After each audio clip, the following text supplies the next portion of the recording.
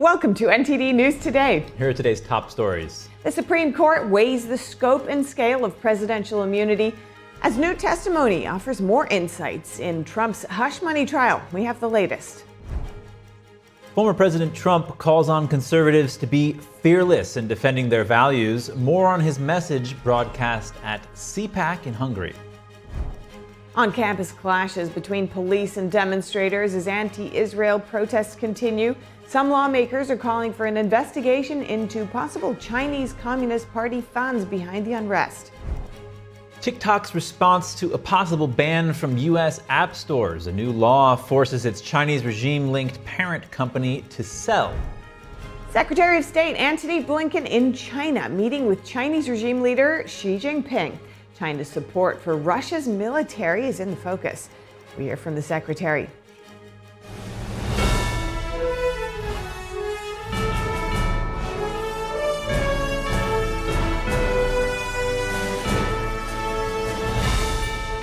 This is NTD News Today, live from our NTD Global Headquarters. Here are Stephania Cox and Chris Beers. Former President Trump is back in the courtroom for the 8th day of the New York criminal trial. Former tabloid publisher David Pecker returns to the stand. The former president just entered the courtroom after saying this. I want to start by wishing my wife, Melania, a very happy birthday. It'd be nice to be with her, but I'm at a courthouse for a rig trial. It's a rig trial. Terrible. But we're doing very well in this rig trial. Everybody knows it. Yesterday was a big day, but I do have to begin by wishing Melania happy birthday. She's in Florida. I'll be going there this evening after this case finishes up, this horrible, unconstitutional case. When it finishes up, we have a report that was just put out by House Judiciary on the District Attorney's Office. This was done by Congress, and so I guess it just came out a little while ago, a few moments ago. I haven't seen it yet, haven't read it, but it should be interesting. I think yesterday went very well in this courthouse. It should be over. The case is over. You heard what was said, and the case should be over. But you'll have to make that determination. I think we have a judge that will never allow this case to be over in a positive way. He's highly conflicted, the most highly conflicted judge I've ever seen.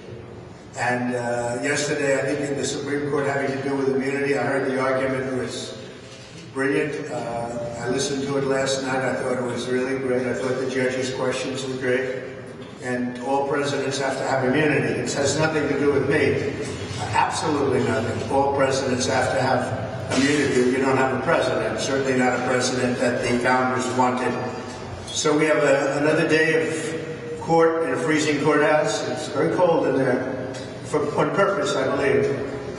They don't seem to be able to get the temperature up. It shouldn't be that complicated, but we have a freezing courthouse, and that's fine. That's just fine.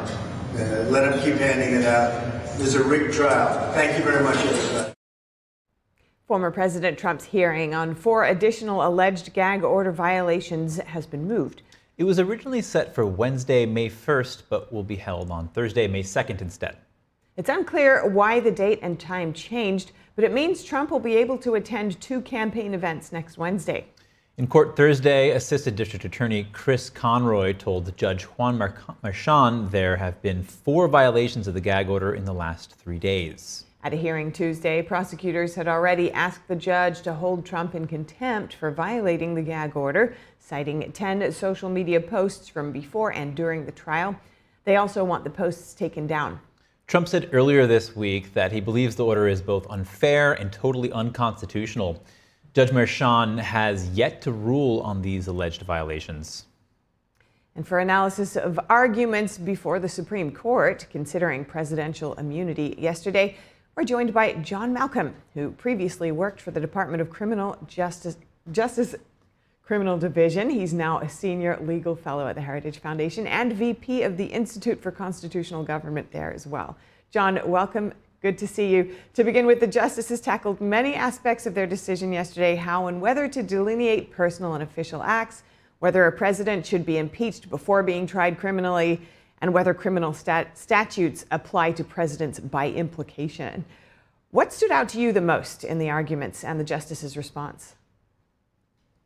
Well, one thing that stood out was that John Sauer, representing the former president, acknowledged that some of the claims in the indictment pertain to personal actions and not official actions. And he acknowledged that a former president can be tried in a criminal court for those personal actions.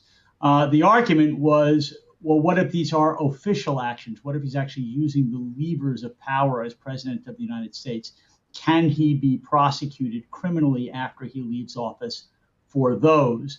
John Sauer's argument is no, unless the president is first impeached by the House of Representatives, convicted by the Senate, and removed from office. Michael Dreeben, the former Deputy Solicitor General, arguing on behalf of Special Counsel Jack Smith, said, no, that's not right. If an official action is done for a clearly unlawful purpose, he can be criminally prosecuted after he leaves office, regardless of whether he was impeached and convicted by the Senate. There was a lot of discussion about the so-called clear statement rule, which you just alluded to, about whether criminal statutes of general applicability apply to former presidents, or whether Congress needs to make clear that a particular criminal statute applies to the president. I think the court won that issue. Really wasn't before the court, but when it comes to the court is going to say any prosecution that would impinge upon a president's constitutional authorities would be unconstitutional as applied. Yeah. But I don't think the court is going to take up those issues at this time. And it looks like this case could go back to a lower court. What could be the impact on the timing of a decision, and how might that impact Trump, especially if he wins the election? Well, the timing is going to depend a lot on how quickly the Supreme Court gets an opinion out. The case is going to go back to the lower court because John Sauer acknowledged that some of the allegations in the indictment pertained to personal actions. So what's going to happen is the Supreme Court is going to have to decide, okay, setting those aside, does the president get blanket immunity for the official actions that he took? If the court rejects that argument, as I suspect they will, the court is then going to, I think, give further guidance as to what constitutes an official action and what is a personal action. And if it is an official action, what is the scope of immunity that might apply to that action? And all of that is not going to be decided in the first instance by the Supreme Court. They will remand it to the trial court, and the trial court will have to take up those issues.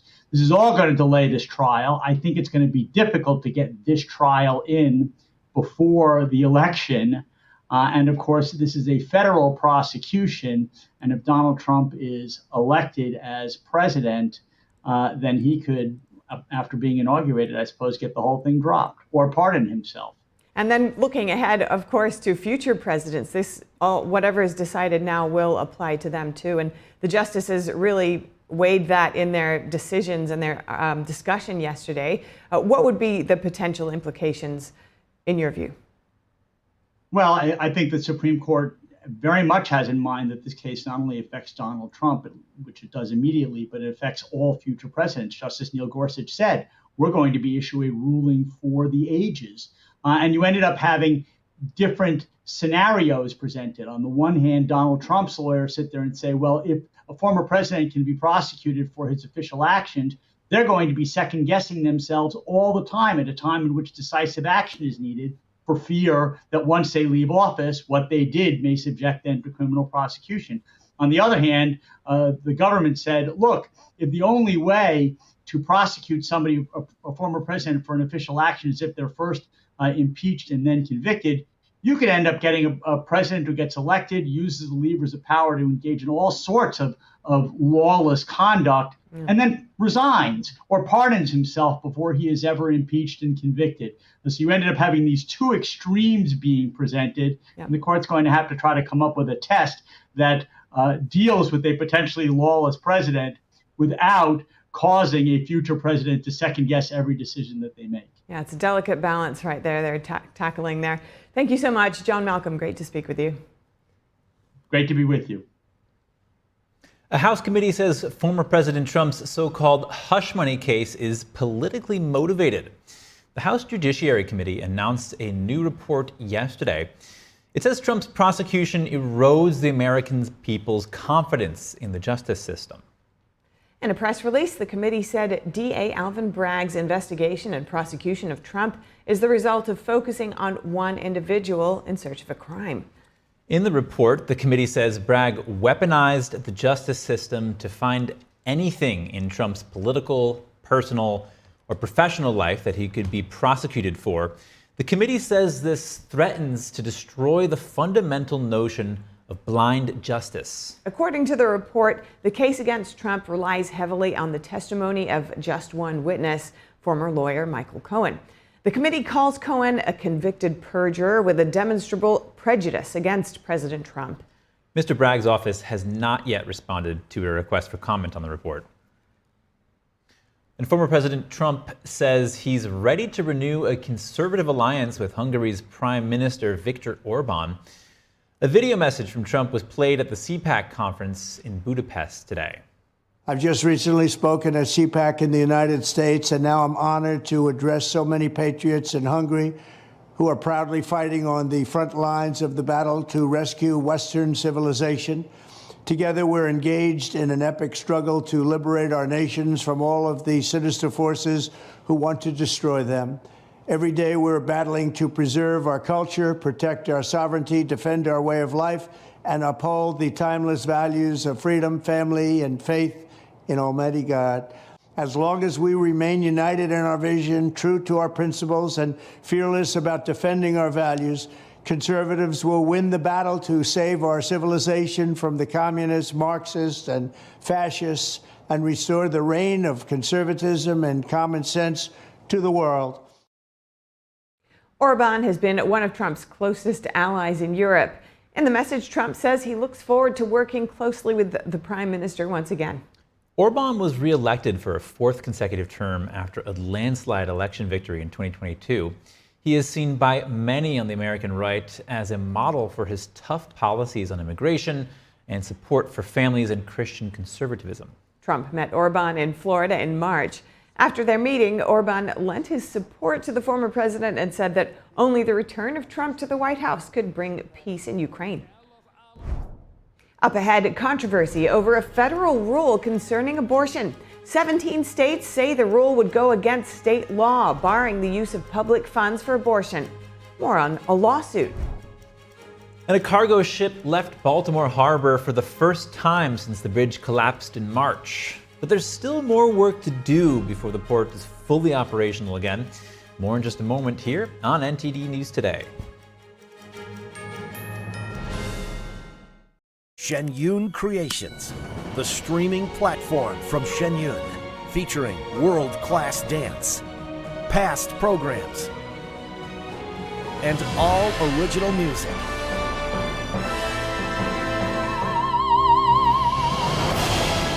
Masterclasses, behind the scenes, comedy, and more.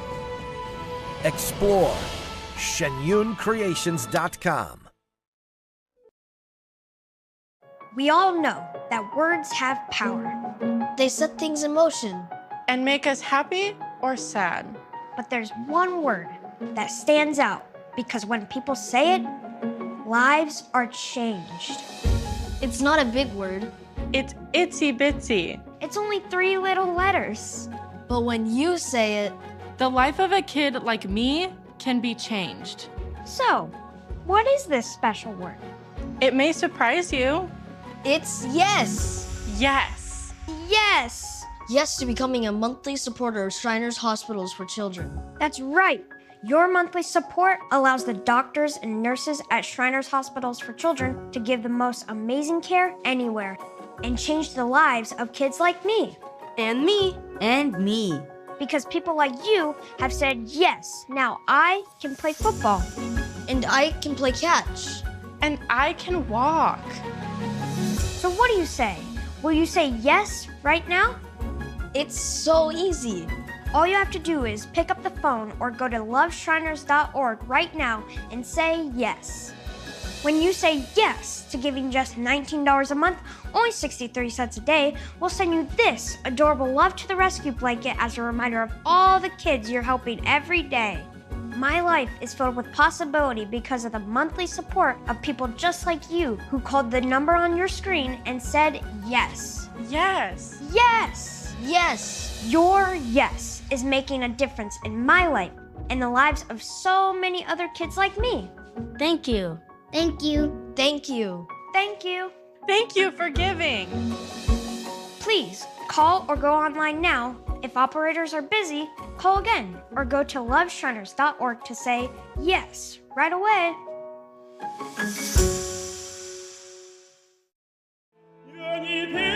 The 2024 NTD 9th International Chinese Vocal Competition is scheduled to take place at Merkin Hall, Kaufman Music Center in New York from September 18th to 21st. The competition specially invites vocalists from the world-famous Shenyun Performing Arts to serve as judges.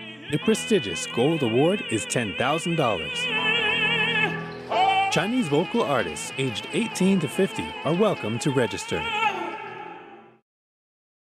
Join us on NTD Good Morning because we want you to stay informed. Kickstart your morning with the latest you missed overnight. Right, and don't forget that inspiration. Absolutely, so let's shine some light on the good news too. Tune in every weekday morning to NTD News.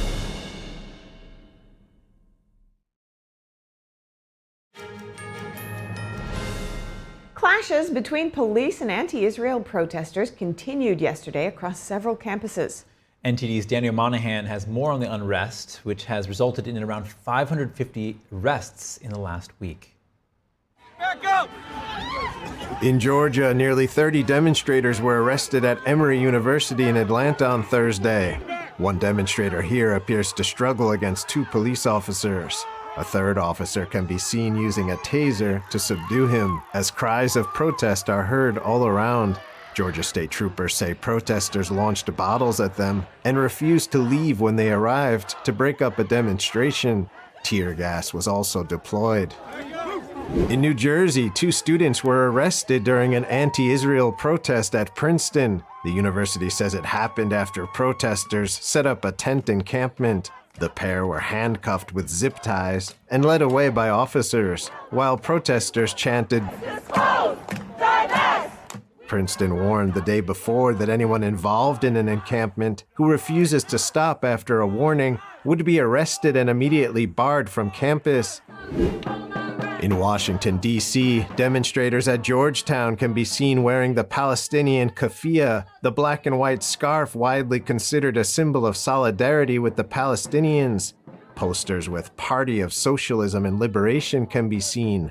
Some protest groups have been linked to Marxist organizations, and some House lawmakers are now calling for investigations into Chinese Communist Party funds behind the anti-Israel protests. Congresswoman Ilhan Omar was greeted on Columbia's campus Thursday by multiple people wearing masks. Omar was there with her daughter, where she met with students in the encampment that anti-Israel students first erected last week. Outside Columbia, hundreds of pro-Israel demonstrators staged a counter-protest to the students, draped in Israeli and U.S. flags. Also in New York, new encampments were set up at City College of New York and the Fashion Institute of Technology. In California, over 90 demonstrators were arrested at USC on Wednesday. Administrators have canceled the May 10th graduation ceremony. They cited the burden of newly required security measures. Florida Governor Ron DeSantis addressed the demonstrations, calling university administrators weak and scared. DeSantis had a warning for those in the Sunshine State. You do that in Florida at our universities, we're showing you the door. You're going to be expelled.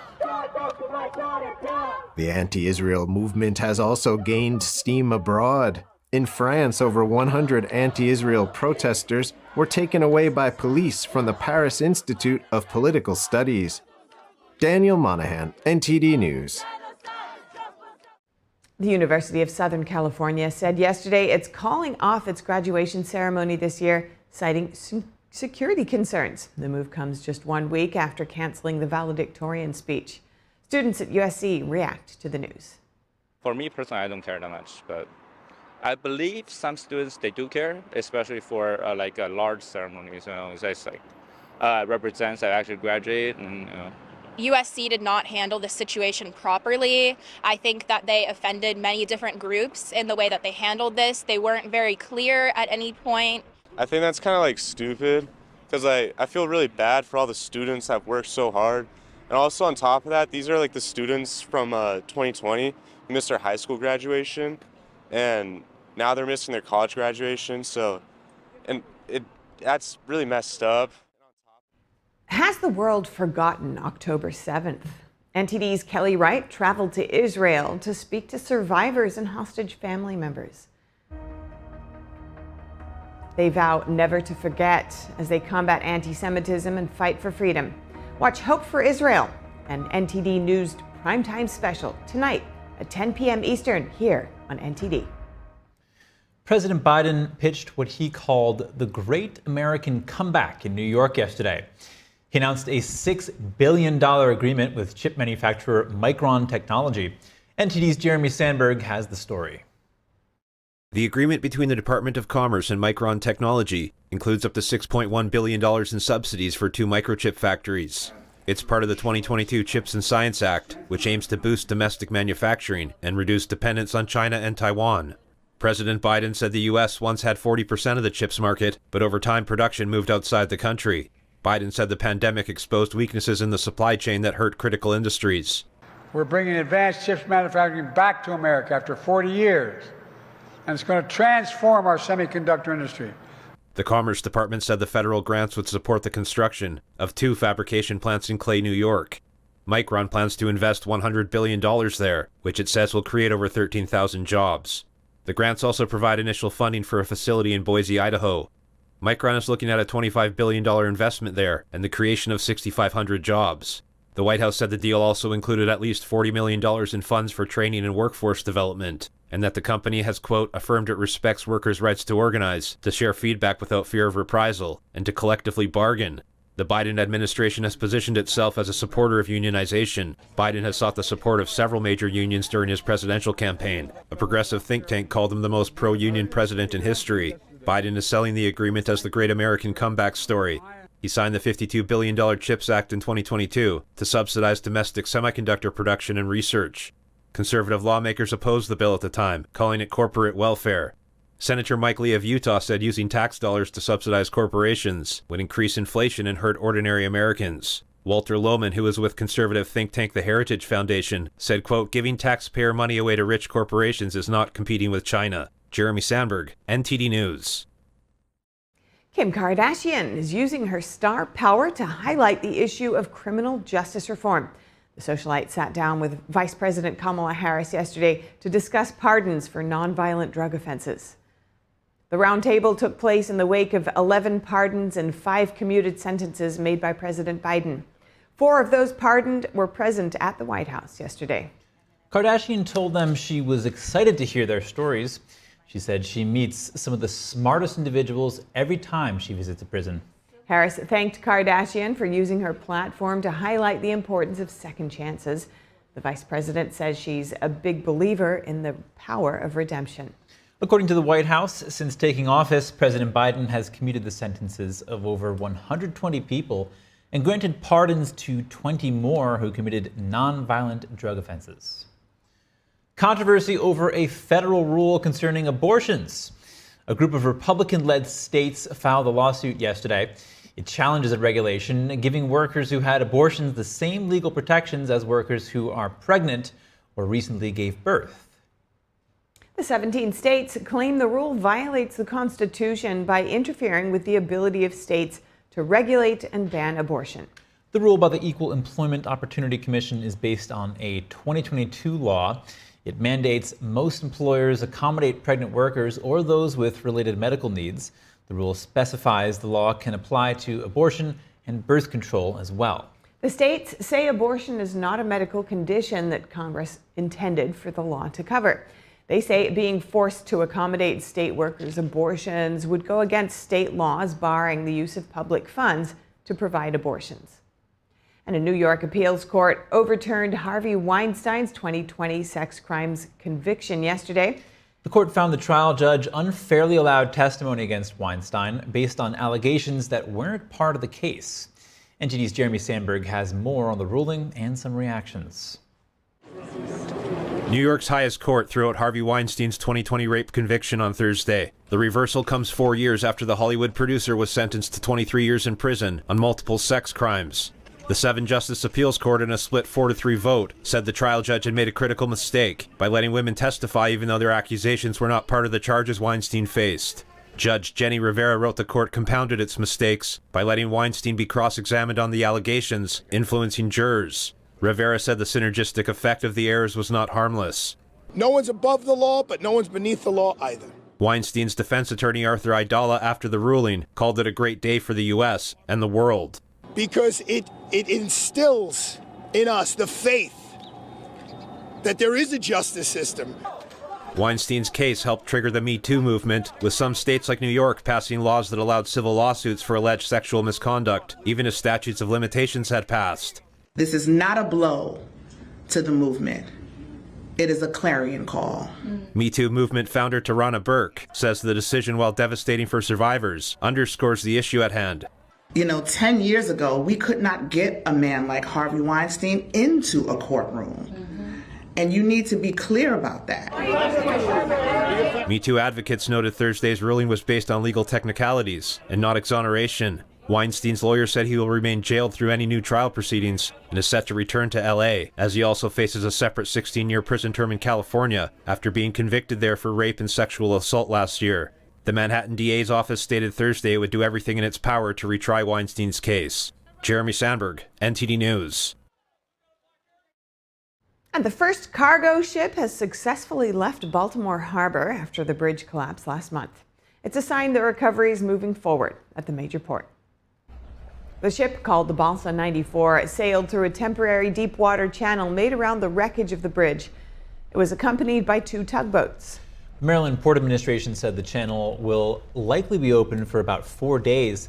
It's set to reopen on May 10th. During this time, officials said they will work on removing pieces of the bridge left in the water and try to refloat the ship that caused the collapse. Crews have removed roughly 2,900 tons of debris from the tragic wreck. The accident killed 6 construction workers. Crews are mopping up a fire at the Southern California Pier. Flames broke out at Oceanside Pier yesterday afternoon, prompting a multi-agency response. The U.S. Coast Guard believes the fire started at a vacant restaurant. The pier structure has been damaged, as well as some restaurants. No injuries were reported. Oceanside Pier, built in 1987, is located about 40 miles north of San Diego. It's nearly 2,000 feet long, making it one of the longest piers on the West Coast. California lawmaker Adam Schiff has reportedly been robbed in San Francisco. The Democratic Senate candidate says his luggage was stolen from his car. Schiff told the San Francisco Chronicle that his car was parked in a downtown San Francisco parking garage. He was in San Francisco to attend events alongside his supporters. The incident left him without proper attire for a dinner party that same evening. Schiff said he didn't want to dwell on the incident. San Francisco has been battling with rampant crime in recent years. At one point last year, the city reportedly witnessed over 1,600 car burglaries in just 30 days. That's according to the New York Post, which tracked data by the San Francisco Police Department. But officials say crime rates in the city are actually declining this year, despite the ongoing reports. Up next, San Diego is allegedly becoming the new epicenter for illegal immigration. We bring you the concerning numbers a county supervisors sent us. And Trump has been calling for mass deportations of illegal immigrants. A new poll shows Americans are warming up to the idea, even in one surprising demographic. More in just a moment. Does shopping for bladder control products have you feeling like you need someone to be on the lookout for you? Now you have your privacy back. We're HDIS, and we home deliver bladder control products directly to you. We're always on the lookout for you. You get free shipping in plain, unmarked boxes. So your private matters stay private. We understand how you feel. For over 35 years, we've delivered bladder control products to millions of Americans, just like you. You don't have to worry about incontinence any longer. Call now for your free product sample pack and over $45 in money-saving coupons. At HDIS, we're always in stock. We carry all brands in hundreds of styles and sizes. You'll be sure to get what you need, guaranteed. For your free sample pack with your free catalog and $45 in money-saving coupons and free product samples, call 800-701-6159. That's 800-701-6159. I'm Richard Karn, and I love my hose. My hose is lightweight. My hose will not kink. Come on! And my hose is anti-leak. It ain't those old hoses. This is my hose. The new pocket hose Copper Bullet, now infused with real copper, so your water is always clean and lead-free. Just turn on the water and watch your hose grow and grow to a full-size 3/4-inch hose. It stretches and expands like a rubber band.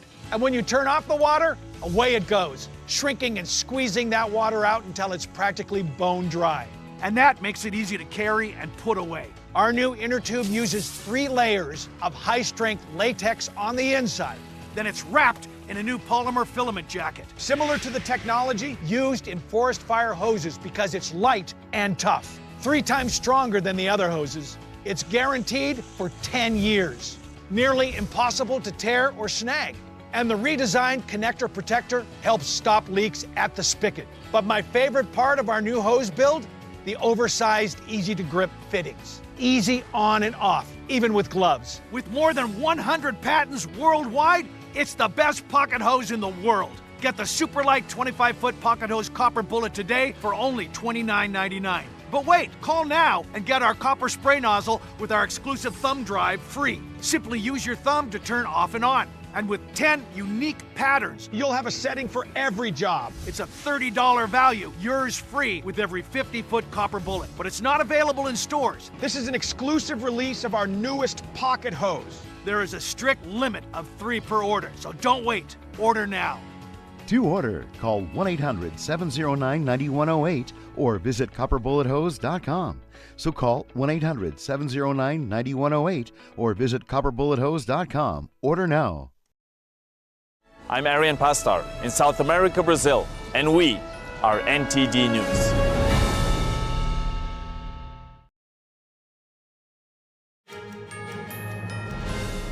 San Diego is allegedly becoming the new epicenter for illegal immigration.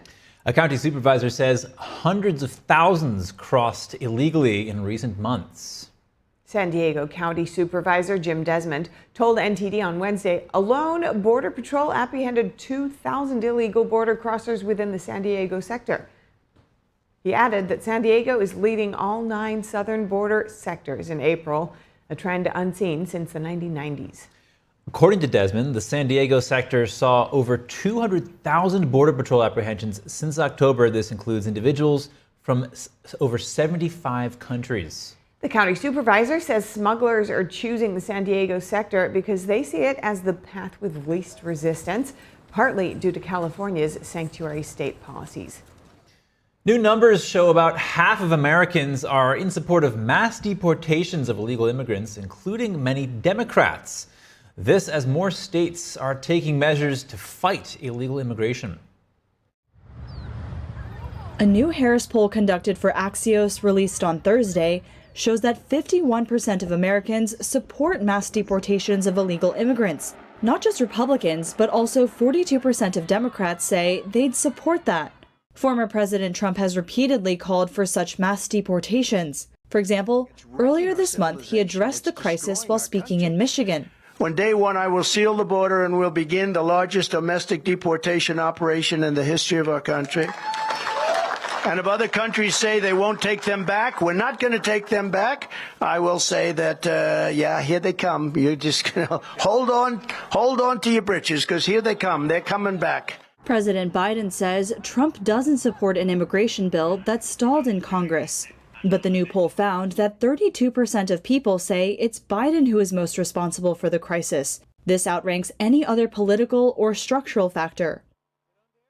And here for a closer look at the surge in support for mass deportations is Mike Leon, NTD News contributor and policy and strategy director at the Free and Equal Elections Foundation. Mike, is the result of this Axios poll surprising to you? Hey, Chris, good to see you first and foremost, but I haven't seen you in a while.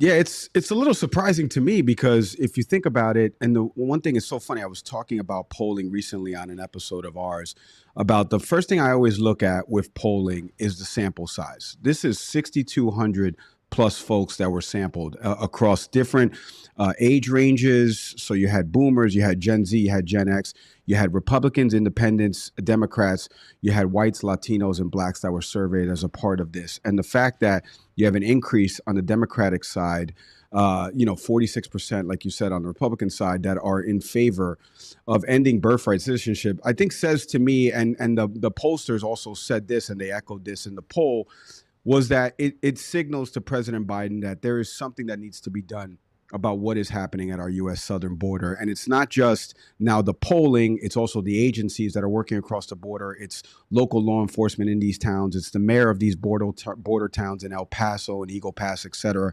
Everyone is saying it. And this executive action that he promised in that Univision Televisa interview a couple weeks back that he said would happen by the end of April hasn't happened yet. So I think this poll is really surprising. And I think that it should land on the desk of whoever's in the president's ear right now. Now, I want to talk about independence in all of this. Axios is saying nearly 2/3 of Americans believe this illegal immigration is a real crisis and not just a political, fictitious narrative. How big of a role do you expect this issue to play in the general election for that independent group?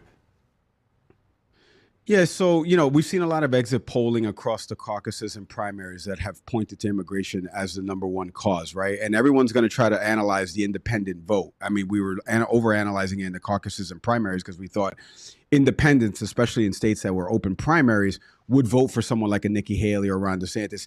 It ended up not happening. So now what we're seeing is here's a key central issue, immigration, economy, obviously, and then whatever other issues, foreign policy, any other domestic issues that come after. How will this play with independents? Because this is the swath of folks that need to turn out for both a former President Trump and current President Biden if they want to win this election. I think the biggest thing I've always pointed to, Chris, is voter apathy. In 2016, we've got low voter turnout, 127 or so million people voted.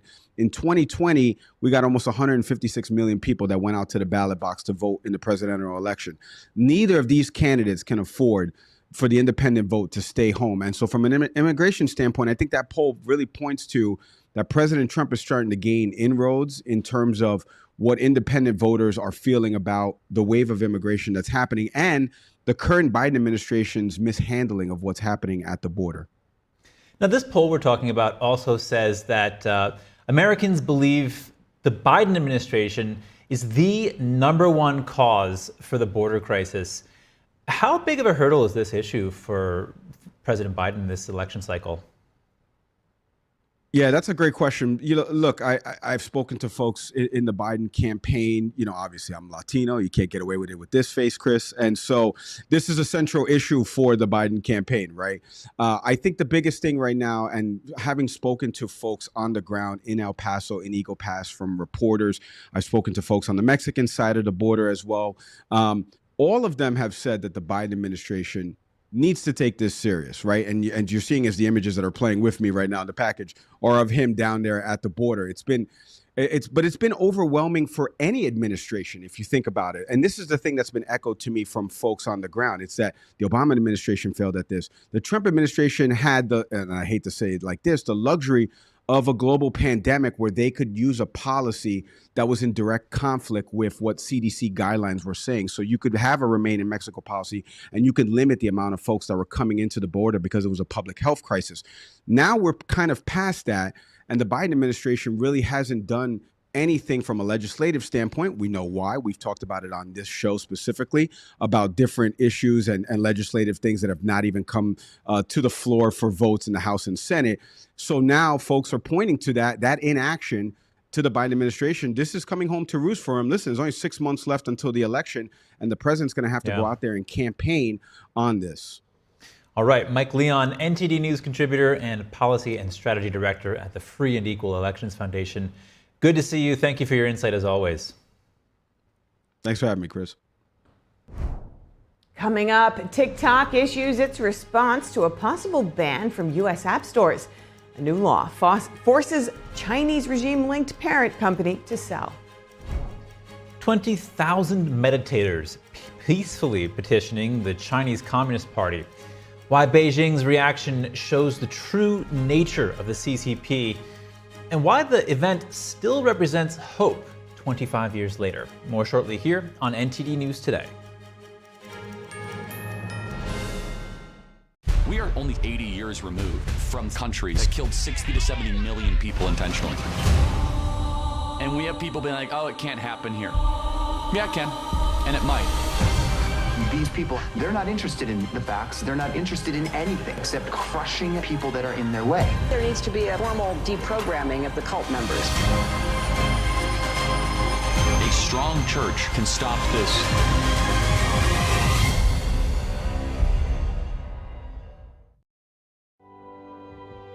There's a whirlwind of emotion and activity going on in this painting. And there's chaos all around and threat from below. The walls surrounding her, and they're anything but unmoved. They're moving all the time, and we sense that. But this little girl remains unmoved. She's in quite a perilous situation, but she's completely strong and serene, and she's actually meditating. It was very, very well liked because no matter what culture or what sort of walk of life you're from, I think people, they see it and they immediately understand what that energy, what that message is, and they're drawn to it because everybody kind of needs a little bit of that in their own life, of, you know, the steadfast calmness and something to hold on to. It's definitely an inner peace in the midst of something very chaotic, and for a lot of people right now, the whole world is very, very chaotic. So I guess that's another reason why so many people are very drawn to this.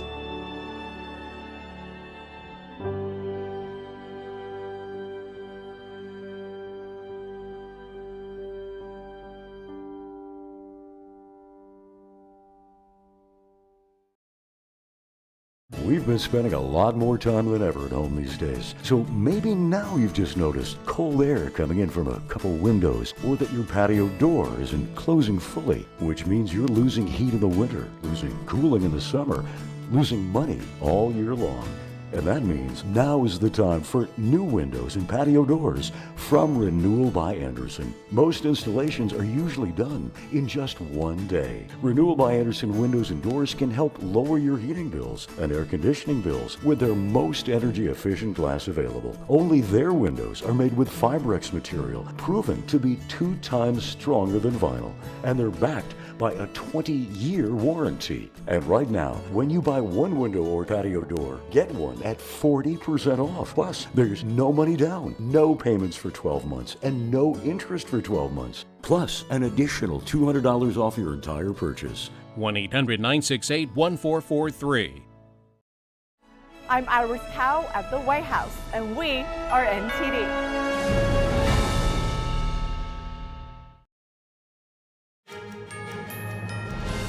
TikTok's Chinese parent company said it won't sell the social media platform as United States ban looms. On Thursday, ByteDance denied plans to sell after reports surfaced it was exploring the sale of TikTok's U.S. business. This is the first official response from Beijing, from the Beijing-based company on the issue since President Biden signed a bill that could lead to a nationwide ban. Under the current law, TikTok is now forced to find a new owner within months or be banned from the United States entirely. TikTok's CEO said the company would fight in the courts to stay online in the U.S. So far, a number of countries have banned officials from downloading TikTok onto their phones, but the U.S. law is one of the most sweeping measures taken so far. India banned TikTok entirely in 2022. That was in 2020. But Secretary of State Antony Blinken next met with Chinese regime leader Xi Jinping today. Blinken raised issues with China over trade and human rights. He called on China to step up its crackdown on fentanyl. Over 250,000 Americans have died from fentanyl overdoses since 2018. Most fentanyl's precursors come from China. He also called on China to provide U.S. businesses with a level playing field. U.S. officials have long been concerned that China's state subsidies and intellectual property theft are putting U.S. companies at a disadvantage. Blinken also called out China for helping Russia's war in Ukraine. China is the top supplier of machine tools, microelectronics, nitrocellulose, which is critical to making munitions and rocket propellants, and other dual-use items that Moscow is using to ramp up its defense industrial base. A defense industrial base that is churning out rockets, drones, tanks, and other weapons that President Putin is using to invade a sovereign country, to demolish its power grid and other civilian infrastructure, to kill innocent children, women, and men. During Blinken's China visit, the U.S. passed a $95 billion foreign aid package. Under it, TikTok has to cut ties with its Chinese parent company or face a ban in the U.S., as you just heard. Plus, over $8 billion in aid is going to shoring up defenses in the Indo-Pacific region, including Taiwan. Russian President Vladimir Putin said yesterday he plans to visit China in May. That would be the first foreign trip for the Russian leader since he extended his rule for 6 more years. Putin announced the plans for the visit at a Congress of the Russian Union of Industrialists and Entrepreneurs in Moscow. He didn't say when exactly it would take place. The Russian leader's inauguration is scheduled for May 7th. Russia's growing economic and diplomatic isolation because of its war against Ukraine has made it increasingly reliant on China. Media outlets reported last week, citing unnamed U.S. officials, that Beijing has boosted sales of machine tools, microelectronics, and other technology to Russia. Moscow is reportedly using the equipment to produce missiles, tanks, aircraft, and other weapons. 2 British suspects accused of spying for China are granted bail. They first appeared in a London court today. The 2 are charged with providing information to China between 2021 and 2023. One of them is Christopher Cash, a researcher at the UK Parliament. He's worked with renowned lawmakers, including Alicia Kearns, who now heads the powerful Foreign Affairs Committee. The other is Christopher Barry. Reports say he's an academic. They were charged Monday, the same day Germany arrested 3 people over spying for China. This comes right ahead of Chinese leader Xi Jinping's visit to Europe in May. The British suspects didn't enter pleas. For now, they're not allowed to travel outside the UK or contact each other. They're set to appear for a preliminary hearing in early May. A quarter century of oppression. Today marks the 25th anniversary of a peaceful appeal to the Chinese Communist Party. The regime twisted the events of that day to legitimize a brutal persecution of Falun Gong practitioners around the world. Falun Gong, also known as Falun Dafa, is a spiritual practice that teaches slow-moving energy exercises and moral improvement. To reflect on the April 25th appeal and its significance, I'm joined by Cynthia Sun, researcher at the Falun Dafa Information Center. Cynthia Sun, it's good to have you back on the show. First of all, what happened on April 25th, 1999? Well, it's great to be here with you. April 25th was a historic day. Most people in the West remember it as the day the persecution of Falun Gong started, but I think that's the wrong narrative. To first understand this appeal, you need to understand what happened leading up to it, because for at least a year leading up to April 25th, the books, the spiritual text of Falun Gong was banned. There were newspapers coming out one after another that started defaming Falun Gong, even though for 7 years it was celebrated nationwide. 100 million people on every echelon of society was practicing it. Even, CCP, military, and people inside the system. So it was really strange that all of these things kept building and building. And so Falun Gong practitioners finally cracked. Tianjin practitioners were arbitrarily detained that week of April 25th. Basically, dozens of Tianjin practitioners who were just meditating were suddenly placed into detention without any reason as to why or how or what crime they committed. And so basically over 10,000 Falun Gong practitioners from around the country went to Zhongnanhai, which is the appeals office in China, and it's also the central compound where most of the top officials live. And there they stood and waited until the second most powerful CCP leader came out, Zhu Rongji, and he assured them Falun Gong will not be banned. Now, why do you think Americans need to understand what happened on April 25th? So this actually reveals the true nature of the CCP. Most people know after April 25th, after this promise was made that Falun Gong will not be banned, just mere months later, Jiang Zemin, who's the highest leader of the CCP at that time, banned Falun Gong single-handedly, and he directed a persecution campaign. So this flip of the narrative, this script, was basically revealing what the CCP truly is, right? They're scared of the truth. They're scared of having people who practice truthfulness, compassion, forbearance be that big of a portion of society, right? You had 100 million people practicing. That's more than the current population of Germany. And so they were really scared of that because that's completely the opposite of what the CCP was built on, which is violence, lies, deception. Now, of course, the persecution of Falun Dafa started in 1999, but what has that persecution looked like since then? For 25 years now, since we're now in 2024, it's been a never-ending, horrific nightmare. I've interviewed dozens of families who've, come out. They are citizens of the U.S. and their family, their parents, their children are still in China, being tortured, being sentenced 8 years for possessing Falun Gong spiritual text, for telling people about the human rights abuses that they face on a day-to-day basis. And not just these families, there's millions of people over this quarter of a century that have been targeted for this, for their faith. And I really think that's the reason why this appeal is still going on, because, you have all of these people who are still suffering, who are still being detained, tortured, killed in prison for their faith. Now, every year, Falun Dafa practitioners hold big rallies and memorials in Washington, D.C., New York City, and all around the world, calling for an end to this persecution. From what I understand, many of those people are actually asylum seekers in the U.S. from China.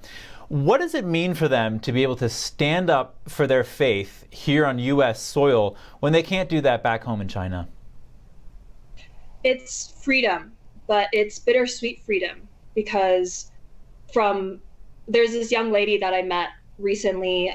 She's a mother and she's been in the US for 3 years now. And every parade that she's been in, she's cried from the start to the end, because this is something that's so dreamlike for her. She's never been able to proudly stand on the streets of New York City and of her hometown to say that I'm a Falun Gong practitioner, this is what's happening to my community, and that's never been something that she even could do or even imagine to do back in China. And the fact that she can do it here is bittersweet, because of course it's great that Americans are learning about it, but so many people in her hometown aren't able to learn the truth, and so many of her family members are still there. And so it's really difficult to make that union possible for her, because obviously what she hopes for the most is the same freedom for all of China.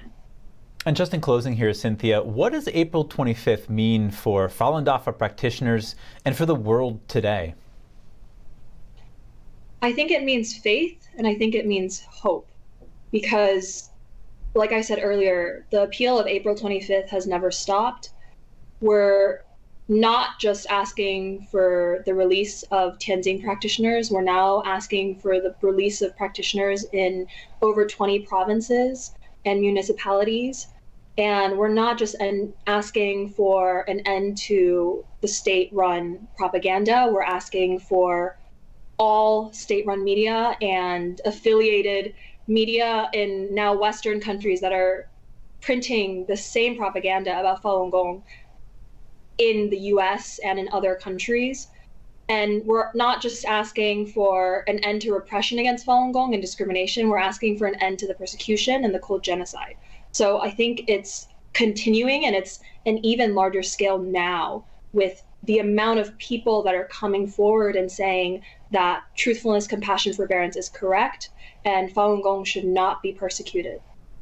Incredible. Cynthia Sun, researcher at the Falun Dafa Information Center, thank you so much.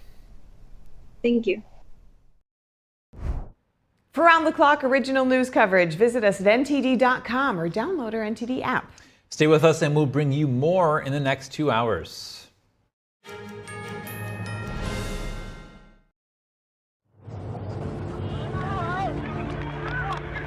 There are real consequences to controlled media.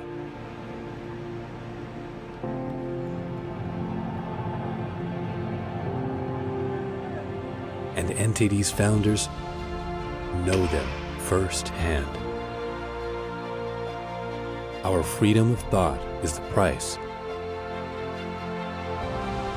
This is the lesson that guides us in everything we do. So there's the tear gas there. We know the value of a free society.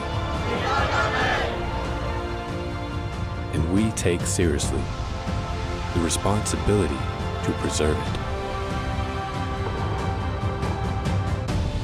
We are NTD.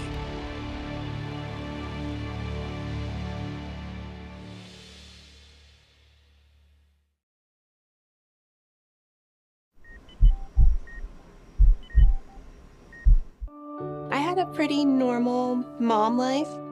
Everything was pretty good, and it was a very happy life. And we just had a new baby. And then all of a sudden, within a day or two, she's on life support and fighting for her life. And I knew something was pretty wrong. A little less than a week after I came home, I couldn't breathe. That's when we decided to go to the hospital. I was given the diagnosis that I had peripartum cardiomyopathy, which is basically a pregnancy-induced heart failure.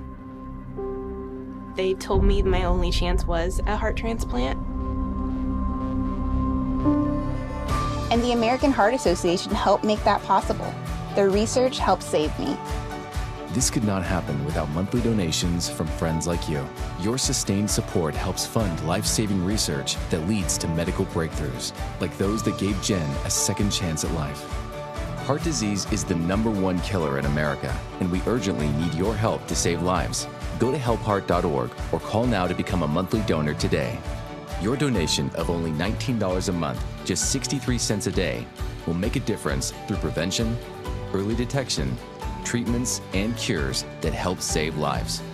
I am very thankful for the American Heart Association. I'm grateful for just every day that I get with my children. Please go to helpheart.org or call now with your donation of just $19 a month. Join our community of monthly donors, and you'll get this limited edition t-shirt you could wear to show you're helping save lives. One simple act today can save your life or the life of a loved one. So please, call or go to helpheart.org now to help save lives.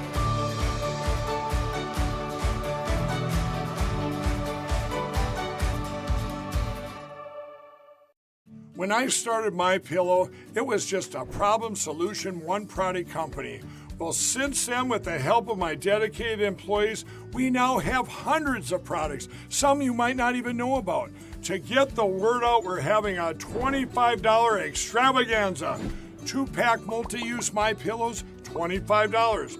MyPillow sandals, $25. And for the first time ever, our 6-pack towel sets, you guessed it, just $25. Our brand new 4-pack dish towels, $25. And I've never done this before. Premium MyPillows with all new Giza fabric, any size, any loft level, even king size for only $25. And there's so much more. So go to MyPillow.com or call the number on your screen. Use your promo code for our $25 extravaganza. Order $75 and over. Your entire order ships absolutely free.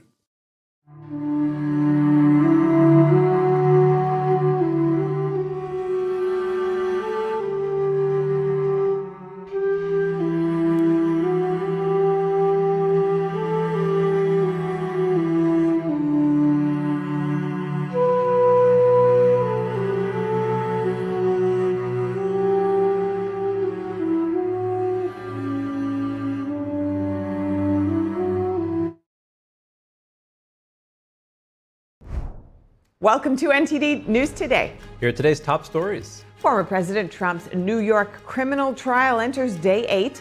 Here Trump addressed the media as he entered the courthouse earlier today. How are former President Trump and President Biden polling in battleground states? We'll bring you new polling that shows a close race and an elections expert to break it down. Money linked to billionaires is reportedly funding anti-Israel protests on college campuses across America. U.S. monthly inflation rose in March, and stubbornly high housing and transportation costs suggests the Federal Reserve could keep interest rates elevated. NTD's Don Ma has the latest. Controversy over a federal rule concerning abortion. 17 states are fighting a rule that gives workers who had abortions the same legal protections as workers who are pregnant or recently gave birth. Medical interns and resident doctors in Seoul protest plans to increase medical school admissions. What's behind the protests and why smaller South Korean cities say they need more physicians?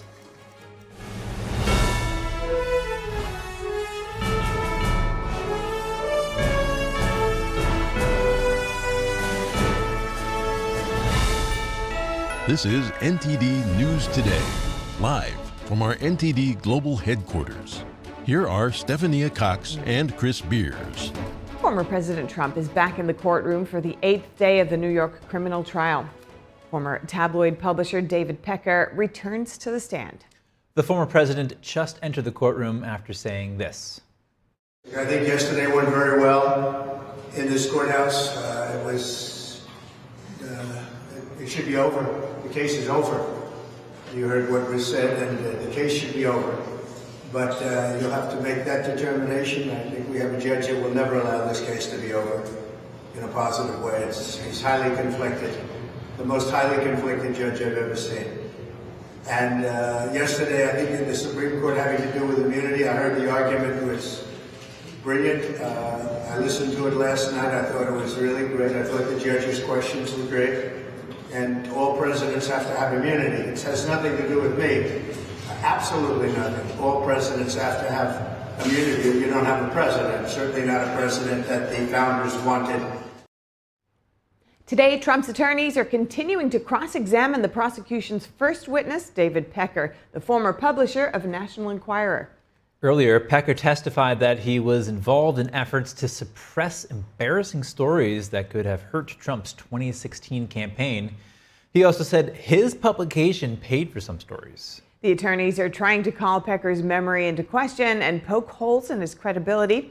They questioned him on his ties with former Trump lawyer Michael Cohen and former aide Hope Hicks. Trump sat in the courtroom and listened with his eyes closed. Former President Trump says he's ready to renew a conservative alliance with Hungary's Prime Minister Viktor Orban. A video message from Trump was played at the CPAC conference in Budapest today. I've just recently spoken at CPAC in the United States, and now I'm honored to address so many patriots in Hungary who are proudly fighting on the front lines of the battle to rescue Western civilization. Together, we're engaged in an epic struggle to liberate our nations from all of the sinister forces who want to destroy them. Every day, we're battling to preserve our culture, protect our sovereignty, defend our way of life, and uphold the timeless values of freedom, family, and faith in Almighty God. As long as we remain united in our vision, true to our principles, and fearless about defending our values, conservatives will win the battle to save our civilization from the communists, Marxists, and fascists, and restore the reign of conservatism and common sense to the world. Orban has been one of Trump's closest allies in Europe. In the message, Trump says he looks forward to working closely with the Prime Minister once again. Orban was reelected for a fourth consecutive term after a landslide election victory in 2022. He is seen by many on the American right as a model for his tough policies on immigration and support for families and Christian conservatism. Trump met Orban in Florida in March. After their meeting, Orban lent his support to the former president and said that only the return of Trump to the White House could bring peace in Ukraine. And former President Trump leads President Joe Biden in swing states, according to a new 538 poll. 538's polling averages for the 2024 presidential race show Trump leads Biden by 0.7% on average in these states, which include Georgia, Nevada, North Carolina, Arizona, Michigan, Pennsylvania, and Wisconsin. His greatest margin is in Georgia, where he leads by 6.2%, and his smallest margin is Wisconsin, where he leads by just 0.1%. To break this down for us is Brianna Lyman, elections correspondent at The Federalist. Welcome. Thank you for joining us, Brianna. 538 is saying, yeah, good to have you with us. Now, 538 is saying it's still a close race in battleground states based on their margin of error. How tight is this race at this point? Yeah, I mean, look, things are still changing. We've seen Donald Trump's lead shrink in some of these battleground states if you compare it to that New York Times poll we saw in December. But I do still think that Donald Trump will remain in the lead. And the reason I say that is if you look at some of the key issues in battleground states, economy ranks #1. And a recent poll that came out last week, I think it was Bloomberg, it found that about 51% of voters in battleground states think that the economy is bad, right? And they also cite the economy as their top voting issue, followed by immigration, which are two topics that Donald Trump just does well on because his record shows that he does well on it, rather than Joe Biden's record, which shows that it's been pretty abysmal, right? So that's the #1 reason that Donald Trump will keep his lead. The other is, Joe Biden's key base, black voters, young voters, Muslim voters, they are moving away from him, especially with the Israeli-Hamas conflict. And so he's struggling to keep all of his voter bases intact, and he's not addressing them individually in a way that makes them want to, come home to roost in November. And so you mentioned some of the resistance against Biden now, but broadly, how are these numbers subject to change before the election? Are they trending in any particular direction? Well, I think, the primary races, a lot of people are trying to use that as an indicator. If Joe Biden's lead, for instance, you look back in Michigan, he lost to uncommitted in Dearborn, same in South Carolina. Voters ultimately are not going to have the same voting patterns come November. And what I mean by that is, CNN spoke to a bunch of voters and they said, look, we're just trying to send a message to Joe Biden, but when it comes down to it, we will still vote for him. So you expect those margins to change. And I think more so for Democrats than Republicans. I think Democrats will use efforts like mail-in ballots, absentee voting to get the vote out in November, which will bump up Joe Biden, whereas Republicans are more likely to just vote in person on Election Day and not utilize those same efforts that Democrats have. And that could result in a lower margin for Donald Trump if he wins, or if he loses, it'll be tight because Democrats are going to use other mechanisms that they used in 2020 to turn the vote out. And about the methodology used, 538's methodology, how could that factor into the results that they're getting? Well, I think 538, and typically when they do all of their polling, it's a rather smaller subsect of individuals compared to some other outlets. And again, that influences it. You have a smaller portion of people, they are more likely to give a more skewed answer. The larger the group, the better spread you'll have of what voters believe. Now, 538's polling includes data for a three-way race between Trump, Biden, and Robert F. Kennedy Jr.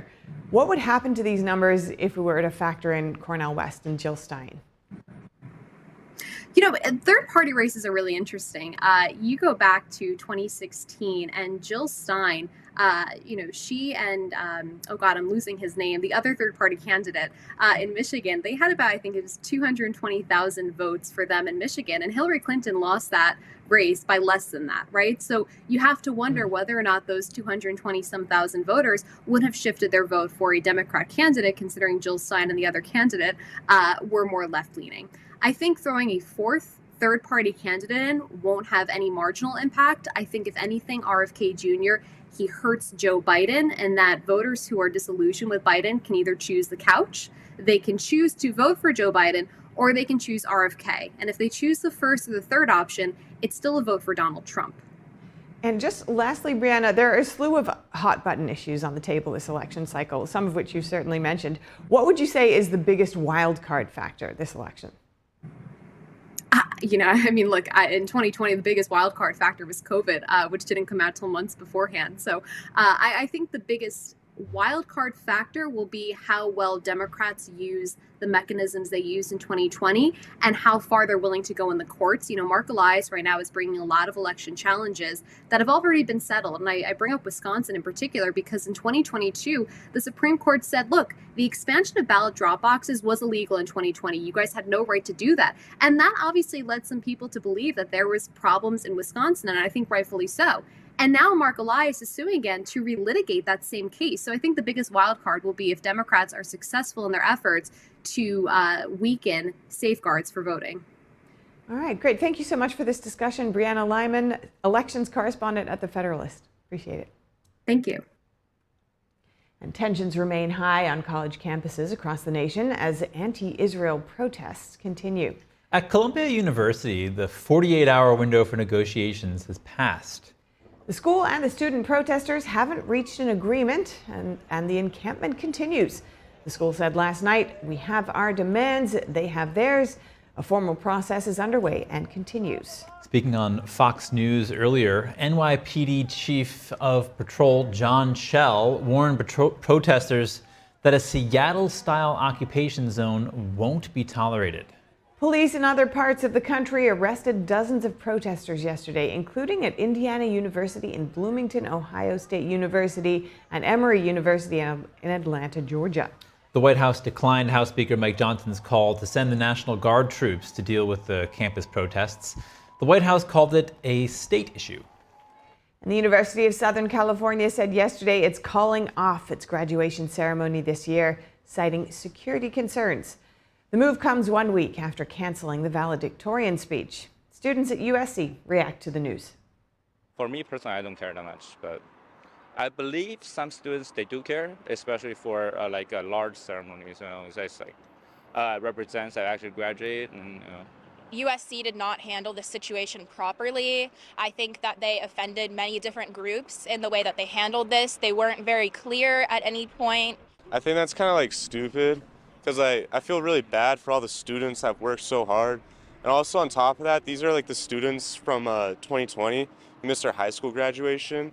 And now they're missing their college graduation. So, and that's really messed up. According to reports, anti-Israel college campus protesters are being funded with money that can be traced back to billionaires, including George Soros. The New York Post reports that many of the tent cities on campuses are organized by Soros-funded organization Students for Justice in Palestine. And the U.S. Campaign for Palestinian Rights pays students thousands of dollars each for organizing activities, also using money originating from George Soros. Major money for the protests also comes from a fund run by David Rockefeller Jr., according to the Post. He's a fourth-generation member of the Rockefeller oil dynasty. Another funder is former Wall Street banker Felice Gilman. She has dedicated her fortune to funding pro-Palestinian causes. In some cases, the source of the funding is obscured since it funnels through multiple nonprofit organizations before it reaches the student groups organizing protest actions. Has the world forgotten October 7th? NTD's Kelly Wright traveled to Israel to speak to survivors and hostage family members. They vow never to forget as they combat anti-Semitism and fight for freedom. Watch Hope for Israel, an NTD News primetime special tonight at 10 p.m. Eastern here on NTD. And coming up, guns will be allowed for teachers soon in Tennessee. More on a new law the governor plans to sign. San Diego is allegedly becoming the new epicenter for illegal immigration.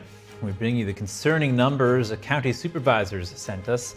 More in just a moment here on NTD News Today. Ancient Scandinavians, often referred to as the Vikings, might not have been so simple and barbaric as they've been portrayed for the last decades. In order to understand the Vikings on a deeper level, we need to take a closer look at their original belief system, their earliest ethical principles and worldview, which are revealed in the myths, stories, and prophecies of their times. In many of the Viking stories, we learn about the dangers of corruption of the human soul. And all this ties into how and why the world and humankind eventually degenerates, leading up to the end times and the last battle between good and evil. In this episode, we're going to take a look into the inner world of the ancient Scandinavians and get acquainted with two of their most central tales that reveal their guiding principles for humankind, both for themselves as well as for mankind in modern times.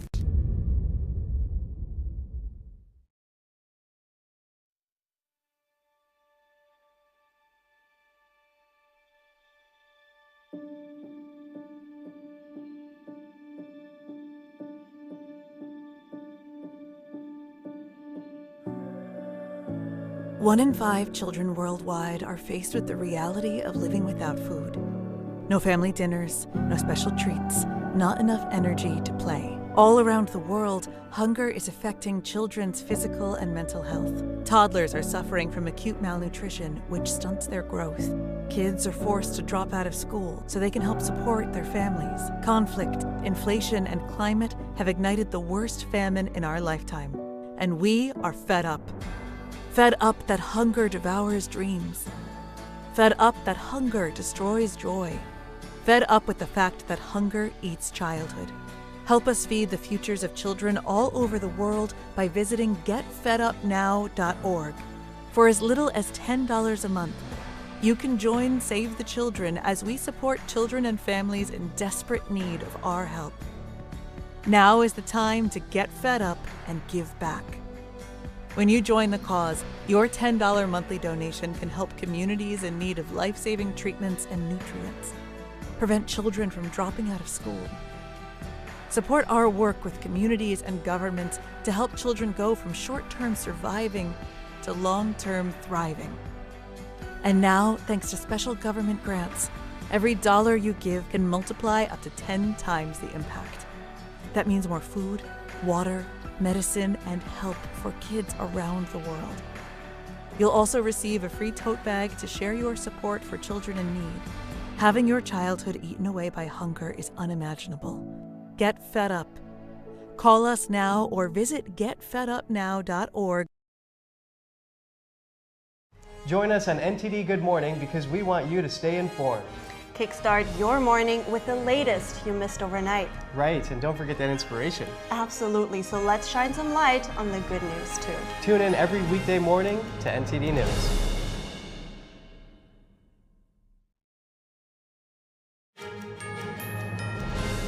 TikTok's Chinese parent company said it won't sell the social media platform as a United States ban looms.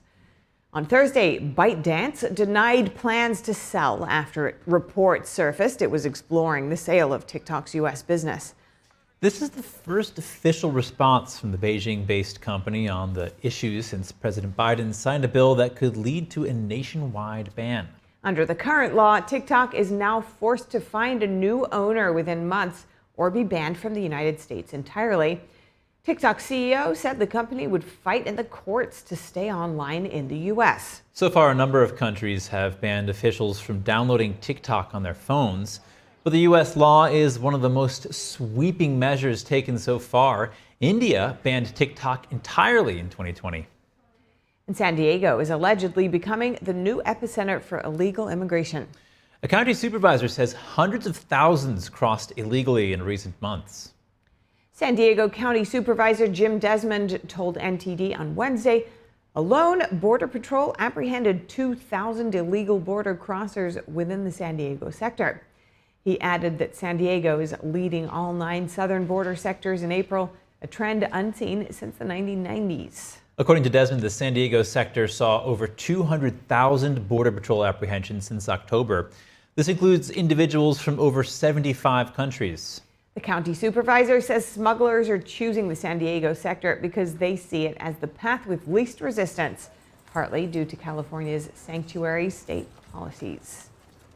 Controversy over a federal rule concerning abortions. A group of Republican-led states filed a lawsuit yesterday. It challenges a regulation giving workers who had abortions the same legal protections as workers who are pregnant or recently gave birth. The 17 states claim the rule violates the Constitution by interfering with the ability of states to regulate and ban abortion.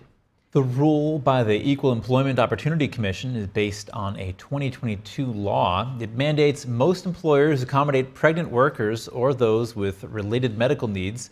The rule specifies the law can apply to abortion and birth control as well. The states say abortion is not a medical condition that Congress intended for the law to cover. They say being forced to accommodate state workers' abortions would go against state laws barring the use of public funds to provide abortions. And Tennessee may punish adults who help children access cross-sex procedures without parental consent. The legislation cleared the Senate in a 24-4 vote yesterday. The bill was promoted by Republicans as essential for safeguarding parental rights.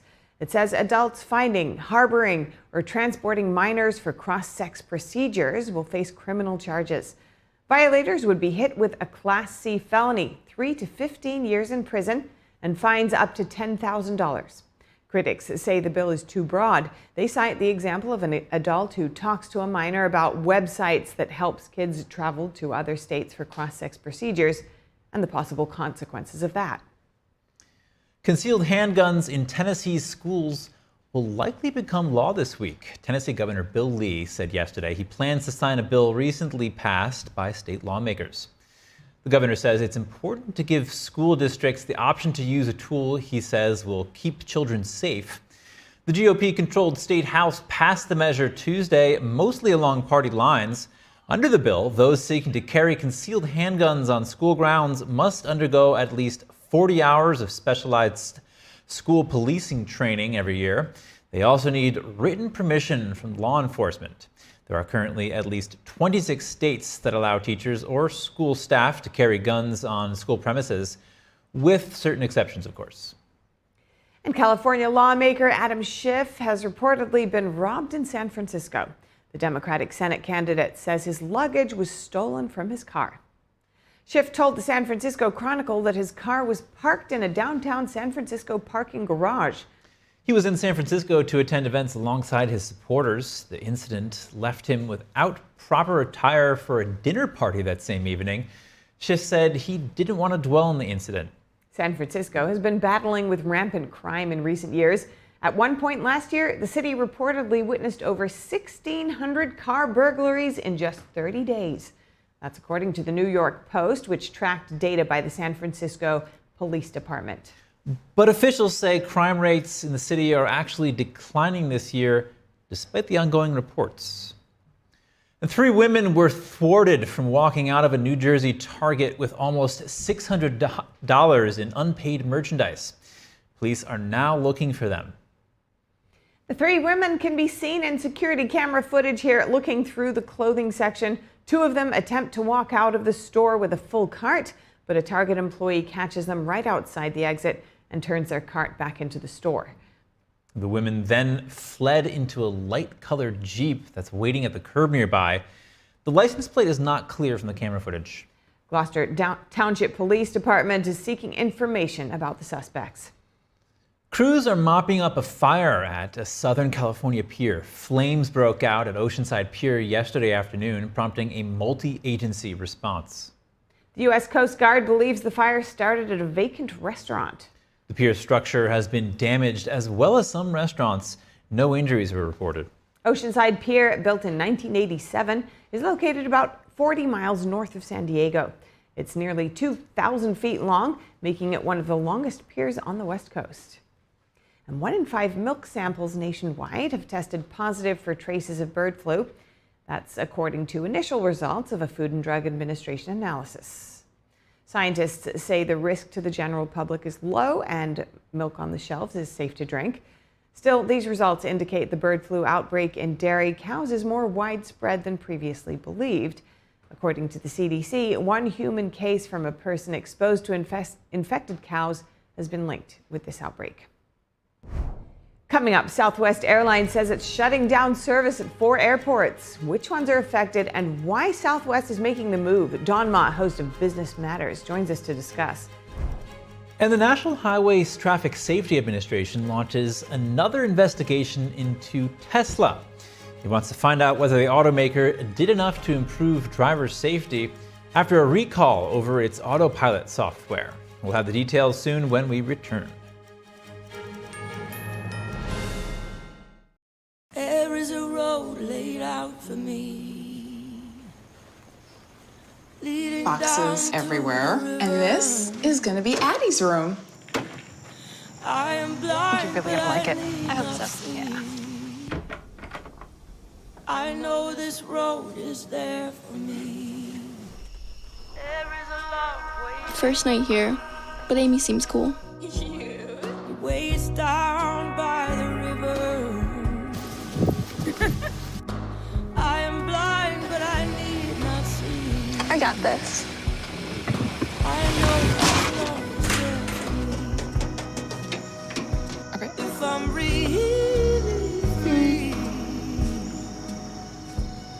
take me down to the river and wash me.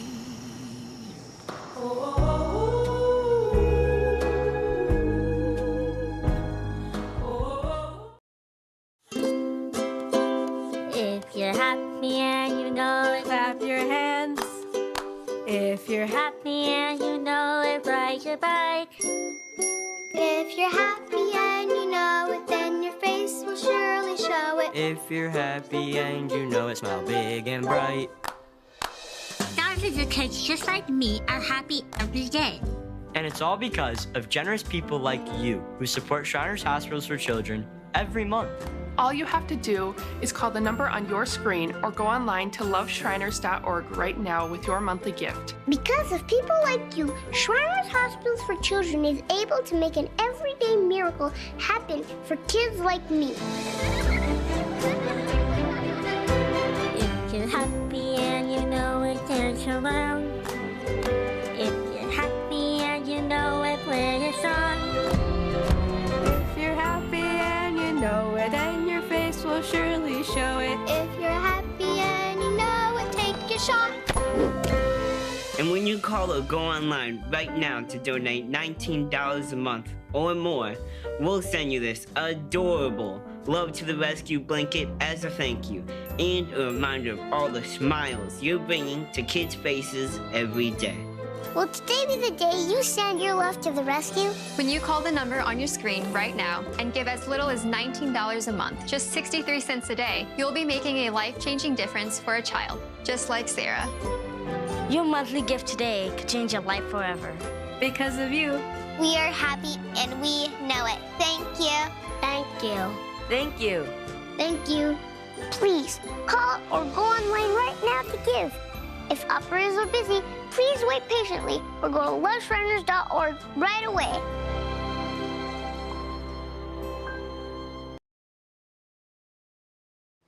We're in the nation's capital asking the important questions so that you're in the know. Join us daily, Monday through Friday, on the Capitol Report on NTD News.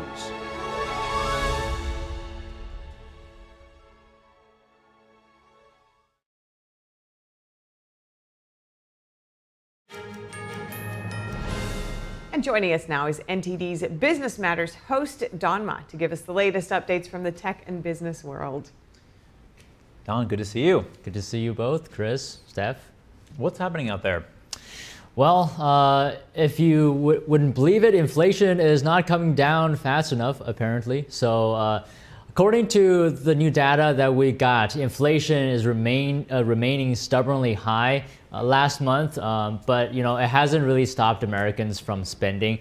What I'm talking about here is the Personal Consumption Expenditures Price Index. So this is a closely watched inflation gauge by the Federal Reserve, and it's their favorite one actually, and accelerated to 2.7% for the year ending in March.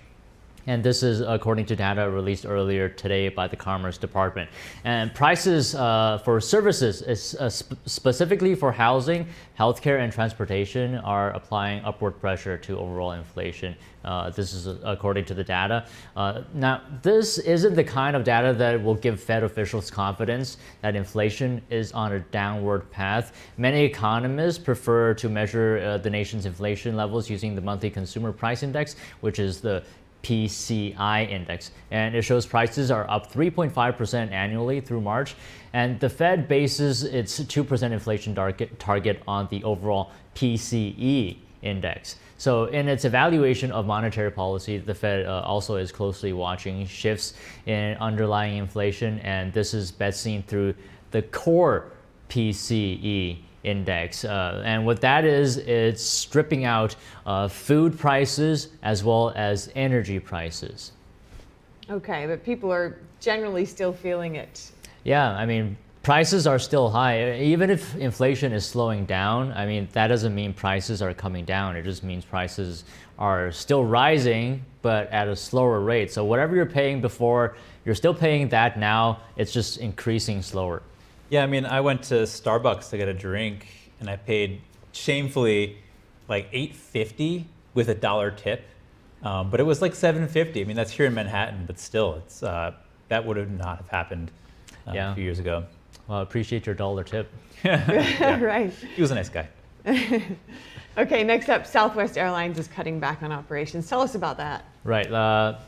Back to Southwest again. They were in the news yesterday as well. So today what we're talking about is Southwest Airlines saying that closing operations at 4 airports over delays with Boeing jet deliveries.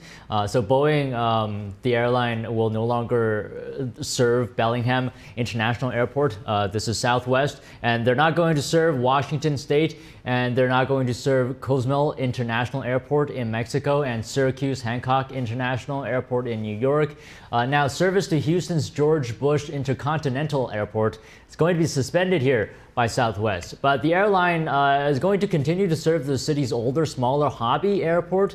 As I mentioned earlier, Southwest also reported earnings yesterday. It reported a loss of $218 million in the first quarter. So this is despite the fact that it made a record first quarter gross revenue of $6.3 billion, and the carrier is also going to make some changes to operations in other markets. This includes cutting flights at Chicago O'Hare and Atlanta International Airport. Man, I imagine this Boeing fallout is just going to continue to impact all kinds of different things in unexpected ways. Yeah, I mean, a lot of people fly on Boeing planes, so I mean, I can see where regulators are coming from. It could be very serious. Yeah, all the more reason to tackle this head on. Exactly. I say. Yeah. Thank you, Don. Don Ma, thank you. Thank you. Everyone has an ability they can become very good at. That's what author Gary Laney teaches readers in his new book, Become a Super Leader. Laney is the CEO of Success Matters, a #1 best-selling author and former tech executive with 35 years of management and startup experience. I also found out he's a regular watching our show every day, so hello, Gary, if you're watching. He joins us now. Gary Laney, great to have you. Tell me about your new book, Become a Super Leader. Well, it's an honor to be with you, first of all, Chris, and thank you for inviting me. This book, we were talking about it before, is actually a chapter from my first book called The Power of Strategic Influence. This is how to become a super leader. So how do you become influential as a leader, and how do you make the best version of yourself as a leader as you develop your career? So it's a great book that I've had an honor, putting together. It's been a fun experience, but mostly it's about the people and the leaders that I've been able to follow throughout my career. Now tell me about some of those people, some of those leaders. Yeah, so on the back of the book, in my first book, by the way, 12 people that I interviewed. This last one I interviewed 4, including Nando Cesarone. Nando's the president of UPS. And I had the privilege to be able to go to the headquarters of UPS to interview him in a recorded live session for an hour. David Meltzer, you may have heard of before. He used to be the CEO of Lee Steinberg. That was the inspiration behind the movie Jerry Maguire. And then 2 great women, Cindy Bigelow, who is the CEO of Bigelow Tea, you see in all the hotels, wherever you go. And Joey Richards, who's the CEO of Process Technology. I write books based upon proven methodologies that I have used throughout my career, but I also like to have key, or what I call super leaders, that I use as an example to share that this stuff is really happening. They're really using these concepts in real life. And those were 4 that I interviewed, and just 4 of 20 or so that I've interviewed over the last 2 or 3 years. Now, your book teaches people how to develop personal superpowers, as you call them. How do you define superpowers here, and how do people develop them? Okay, so here's a unique thing about my book. Proven methodologies based upon the constructs of other self-development programs, such as Benjamin Franklin, who no longer is living, 300 years ago developed a program for self-development on how to become a better person. Mine is about leadership. And so we start with the basics of saying, what are the leadership characteristics or traits or competencies that I need as a leader to be able to be successful and to become the best version of myself or as a leader? The superpower is that one thing that you identify, that you get excited about, you're passionate about, the things that you want to be able to leave as a legacy, if you will, at the end of your life, the end of your career. And everybody has some tendency, some ability to identify one thing that they can become very, very good at. And I'm going to even say more than a superpower, I'm going to call it a mastery of that concept or that competency. So if you take people that are well-known, athletes, performers, newscast people like yourself, that have become experts at what they do, it didn't happen overnight, by the way, but it is doable. You can achieve the ability to become an influential leader, and more so, you can actually achieve the ability to become a leader with a superpower, which is a super competency, which is a super asset, whatever you want to call it. It's the ability to be able to be best of the best in something that you really work hard at. All right, Gary Laney, author of Become a Super Leader, thank you so much. Thank you. Appreciate the opportunity. The government is investigating Tesla. The National Highway Traffic Safety Administration says Tesla's recall of more than 2 million vehicles may not be adequate. The government made new safeguard requirements for Tesla's Autopilot feature in December after a 3-year investigation. It now says Tesla may not be doing enough to remedy the safety gap. Tesla admitted in December that Autopilot software system controls may not be sufficient to prevent driver misuse and could increase the risk of a crash. The latest recall investigation covers 2012 through 2024 model YXS3 and Cybertruck vehicles equipped with Autopilot. And Mother's Day is nearly 2 weeks away, and stores are starting to guess how much you are planning to spend this year. According to the National Retail Federation, consumers are expected to spend a near record $33.5 billion this Mother's Day. That number is the second highest in the organization's records. This year's expected spending falls just short of last year's record of $35.7 billion. The largest spending amount will go towards jewelry, special outings, electronics, and flowers. The average sum a person is expected to spend will be a little over $250. The biggest spenders are expected to be between 35 and 44 years old. About 40,000 sets of noise-reducing earmuffs have been recalled because they could expose you to hearing loss. The recall involves 3M's Peltor X4 series earmuffs. According to the Consumer Product Safety Commission, the earmuffs can develop cracks which could lead to overexposure to loud noise and sound. The recalled earmuffs were manufactured between March 2020 and September 2022. You can find the manufactured date on the outside of the earmuffs ear cups. They were sold in the US and Canada on Amazon and at industrial distributors. You should stop using them immediately and contact 3M for a replacement. So far, no injuries have been reported. Up next, pro-Palestinian protests are making their way across the pond. Students in Paris blocked a university entrance and camped out at a building overnight. And Russian authorities arrested a journalist for the country's edition of Forbes magazine.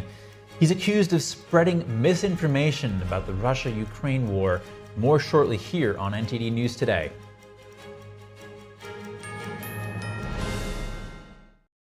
No young person should ever have to worry about having a safe place to sleep at night, or a warm meal to eat, or whether anyone cares about them. I grew up in poverty, and I actually became physically homeless right after I turned 16. I didn't have anywhere to sleep, and I didn't really have friends or family that could support me. To be homeless as a teen, I didn't ask for that. 1 in 10 young adults will experience a form of homelessness this year, and that's unacceptable. But the good news is there is an organization making a big difference. Covenant House. For the young people who didn't ask to be put in unthinkable situations, Covenant House is there providing safety, hope, and a brighter future. Call or go online now. For a gift of only $19 a month, just 63 cents a day, you can provide hot meals, safe shelter, medical care, and love. For over 50 years, Covenant House has been helping youth in crisis and giving them the support and tools they need to succeed in life. Without the Covenant House, I honestly could not tell you where I would be today. Call or go online right now to safeplacetosleep.org with your gift of just $19 a month. With your monthly donation, you'll receive this soft, comforting blanket as a reminder of the warmth and safety your gift will provide a young person tonight. I would not be here today if it weren't for the kindness of strangers, people who donated to Covenant House so that they could support me when I couldn't support myself. I have no words to express how Covenant House changed my life. Your monthly gift is urgently needed to reach young people in communities like yours who didn't ask to be put in unthinkable situations. Your support makes the work of Covenant House possible. Call or go online to safeplacetosleep.org with your gift of just $19 a month. My dad's name was David. He always talked about getting life insurance, and now it's too late. No one was expecting my husband Dave to suffer from a heart attack. We didn't have life insurance. We thought we had more time. Don't be Dave, and don't wait until it's too late to get the life insurance coverage you need. And if you don't have enough insurance to cover funeral costs, credit card debt, and other expenses, your family is going to get stuck with the bill. Call now to get affordable life insurance. Just call 800-494-1562. If you're over 50, you can't be turned down for this insurance, regardless of your health. Plus, there's no medical exam, no health questions. Your rate will never go up. Your coverage will never go down. And rates start as low as $5 a week. Remember, don't be Dave. Call now. Call now. 800-494-1562. Want to know what's really happening around the world? Join us for a deep dive discussion with our expert panel on International Reporters Roundtable.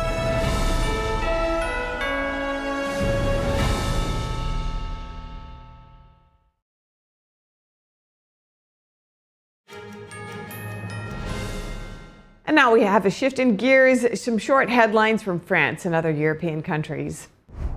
Pro-Palestinian protests are making their way across the pond. Students at a prestigious university in Paris resumed their demonstrations today.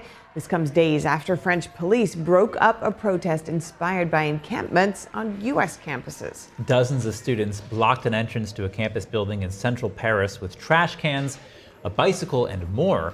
About 40 demonstrators remained in a building overnight. Protests in France come as students at Columbia University are demonstrating for the 10th day in a row. Students at other institutions across the U.S. have taken similar steps. Multiple lawmakers have condemned the actions and are sounding the alarm on anti-Semitism on college campuses. Russian authorities arrested a journalist working for the country's edition of Forbes magazine. Sergei Mingazov was detained on suspicion of spreading false information about the Russian army. His lawyer says the journalist is currently at a detention center in far eastern Russia. Laws passed shortly after Russia's invasion of Ukraine prohibit deliberately spreading false news about the armed forces. Offenders of the law can face long jail sentences. The lawyer says Mingazov was detained for sharing posts about alleged Russian war crimes.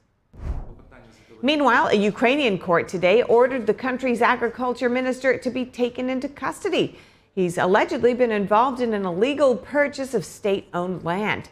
The land is worth about $7 million. The judge set bail at almost $2 million. The minister submitted his resignation yesterday, but but he technically remains in his post until Parliament considers his request. He's the first known minister under President Zelensky to be named a suspect in a corruption case.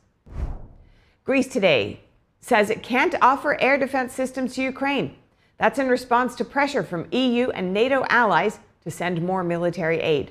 EU ministers on Monday said they were looking at how to provide more air defense systems, but the Prime Minister of Greece today said that his country needs those systems for itself. Defense is a sensitive issue for Athens due to the tensions with neighboring Turkey. 2 British suspects accused of spying for China are granted bail. They first appeared in a London court today. The 2 are charged with providing information to China between 2021 and 2023. One of them is Christopher Cash, a researcher at the UK Parliament. He's worked with renowned lawmakers, including Alicia Kearns, who now heads the powerful Foreign Affairs Committee. The other is Christopher Barry. Reports say he's an academic.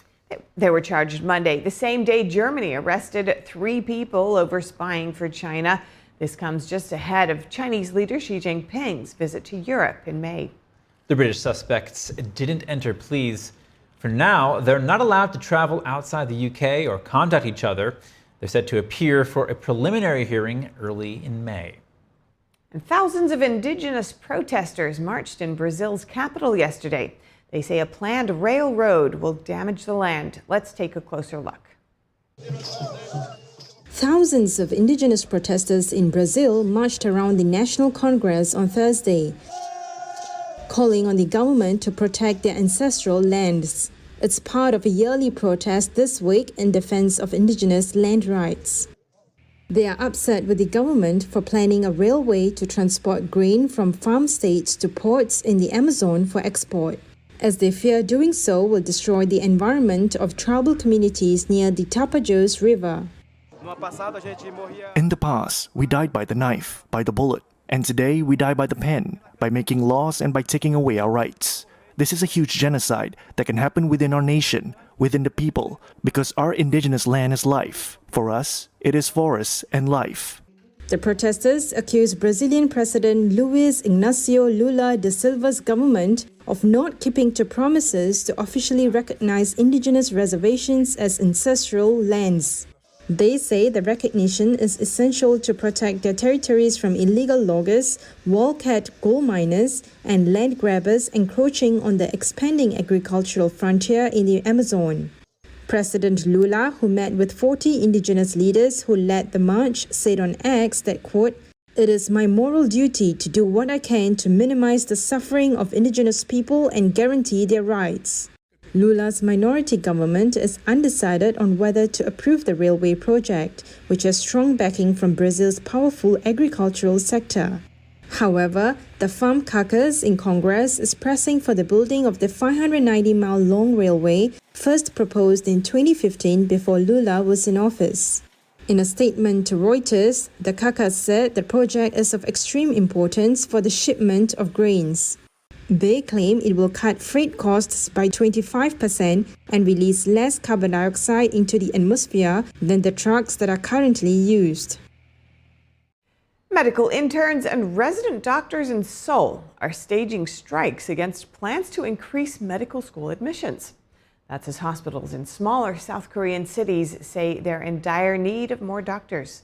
NTD's Andrew Thomas has the latest. South Korea plans to boost the quota for medical schools by thousands of students starting next year. But some doctors and medical groups say the increase won't improve poor working conditions. While Seoul boasts top-level hospitals, smaller cities have struggled to attract doctors. The trend is set to worsen due to South Korea's aging population and the lowest birth rate in the world.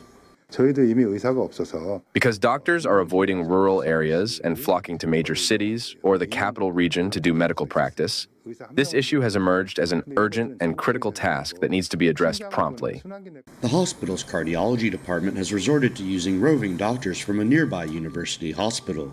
Some older patients worry that there might not be enough doctors in the future. We are rapidly becoming an aging society, and because of that, in the future, more and more people will visit hospitals, but there's a shortage of doctors in comparison to other advanced nations. A strike that began in late February to protest against the government's plan shows little signs of resolution. The number of trainee doctors who are giving up their training and not returning to teaching hospitals is increasing. Teaching hospitals losing their backbones, which are their trainee doctors, will maintain a reduced form of medical care with substitute staff. Some hospitals are at risk of closure and bankruptcy. South Korea's doctor-to-patient ratio of 2.6 per 1,000 people is one of the lowest among developed countries. Medical interns and resident doctors on strike say they're underpaid and overworked as a result. They say the government needs to address pay and working conditions first before boosting the number of physicians. Andrew Thomas, NTD News. And in more health news, radishes are a crisp and spicy addition to salads and bring an array of nutritional benefits. Here's Gina Marie with Strong Mind and Body.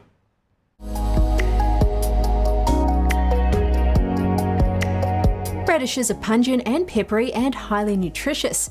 They are low in calories, which make them ideal for aiding in weight control. Additionally, they contain vitamins C and A, potassium, calcium, and phosphorus. Radishes belong to the cruciferous vegetable family and exhibit anti-inflammatory properties. Researchers found that extracts from cruciferous vegetables and their purified constituents possess anti-inflammatory properties. In traditional Chinese medicine, radishes are considered to be cooling in nature. They are capable of clearing heat and toxins. This also aligns with the Western medical concept of anti-inflammatory properties. In other words, there is a consensus between traditional Chinese medicine and Western medicine in this regard. Radishes also possess anti-cancer properties. Researchers found that they can inhibit the proliferation and metastasis of tumors. Additionally, the abundant vitamin C in radishes contributes to preventing and controlling the proliferation of cancer cells. Radishes can also help to manage blood sugar levels. Research affirms the potent anti-diabetic effects of radishes. They enhance antioxidant defense mechanisms, reduce oxidative stress and lipid peroxidation, promote glucose uptake and energy metabolism, and improve hormone-induced blood glucose regulation, and finally, they decrease glucose absorption in the gut. The abundant vitamin C in radishes also serves as a crucial antioxidant beneficial for our vision. Additionally, the vitamin K in radishes also plays a vital role in bone health and blood clotting.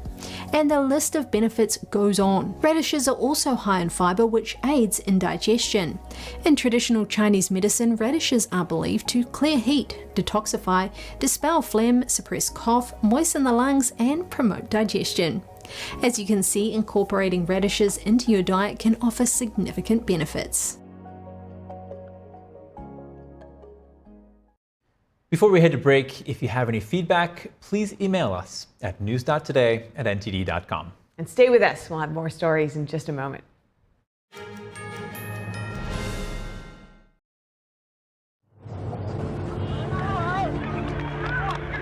There are real consequences to controlled media.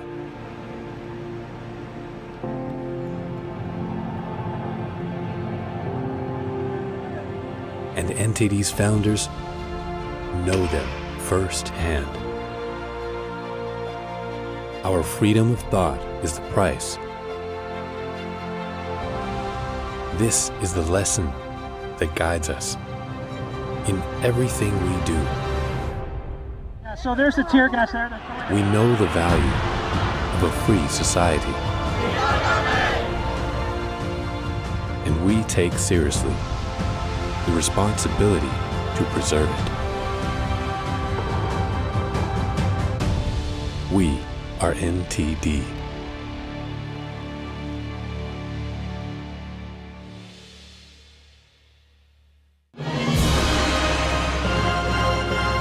It was spectacular, so beautiful. I thought I was going to heaven. Oh, it was electric. I'm getting chills talking about it. It gets a 10 from me, that's for sure. It was that good. Absolutely marvelous. Hands down the best show I've ever seen. It's emotional, it's captivating, it's visual. Every single bit of your senses is engaged. Oh my gosh, it was a riot. I didn't expect to laugh so much and also be touched so much. I was literally looking for something which was magical, uplifting, and it was way more than that. The music was just so beautiful, and it really lit up the room. And there's nothing like live music. The combination of the music and the dancing was sometimes uplifting. You know, my toes are tapping and I want to get out of my seat. But it was also very calming. I think it's magnificent. It's magnificent to see another part of Chinese culture that a lot of people don't get to see. And the stories are amazing. The execution, the dance is amazing. The flips, the aerial movement, it was amazing. It wasn't anything I've ever seen before. Absolutely perfection. There wasn't even one flaw. I must say I'm so highly impressed with the level of the dancers, their technique, just all the concepts are absolutely wonderful. The costumes, they were works of art. The way they used the costumes to create part of the image, it was just absolutely mind-blowing. I thought I was going to come to see some amazing dancing, but I learned so much about the Chinese culture. They're actually telling you the story of their life, of their culture, of their history, and bringing it full circle so that we can see and enjoy it. There was an encouragement to go back to that divine nature and those divine values. This experience for me is transcendent. It was a communication to the soul and the spirit. And I cried, I think, the whole time because it was so amazing. It was powerful, and it is something that's needed in today's society. People nowadays go to the doctors, the psychiatrists for pills, for antidepressants. This is the antidepressant, the best. I knew it was going to be good. It's a billion times better than I even thought it would be. I've heard people say, you don't want to miss this. And I would fully agree. I'm going to tell everyone to come see it. You have to. Definitely going to come back next year. Totally inspirational. You have to go see this. Everyone needs to see this. Don't miss it. It's a once-in-a-lifetime must-see that will change their lives forever.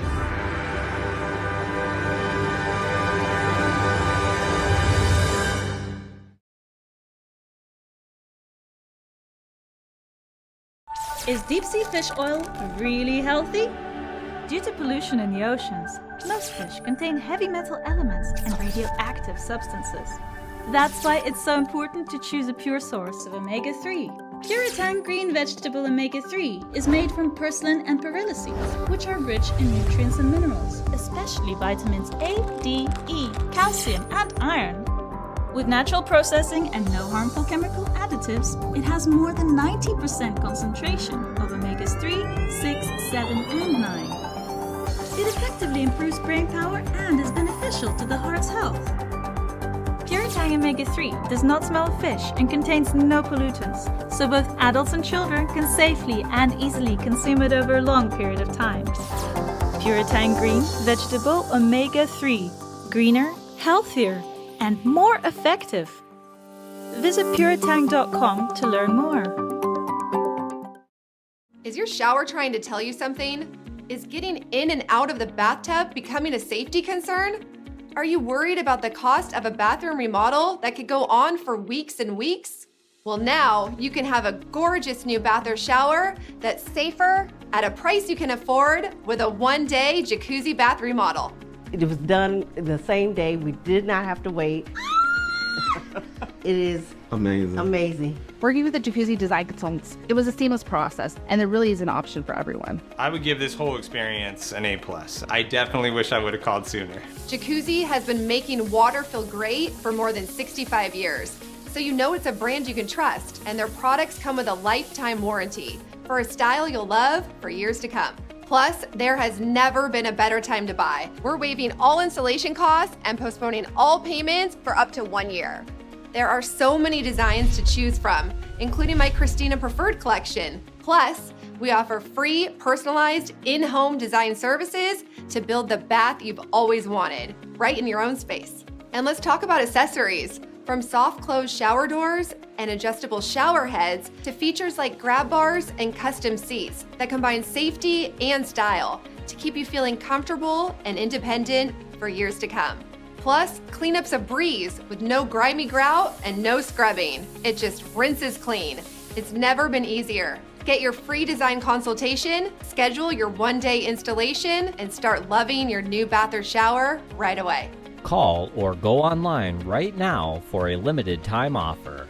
Only weeks left to get waived installation and no interest and no payments for up to 1 year. Go to jacuzzibathremodel.com or call 800-990-3537. That's 800-990-3537. Call now.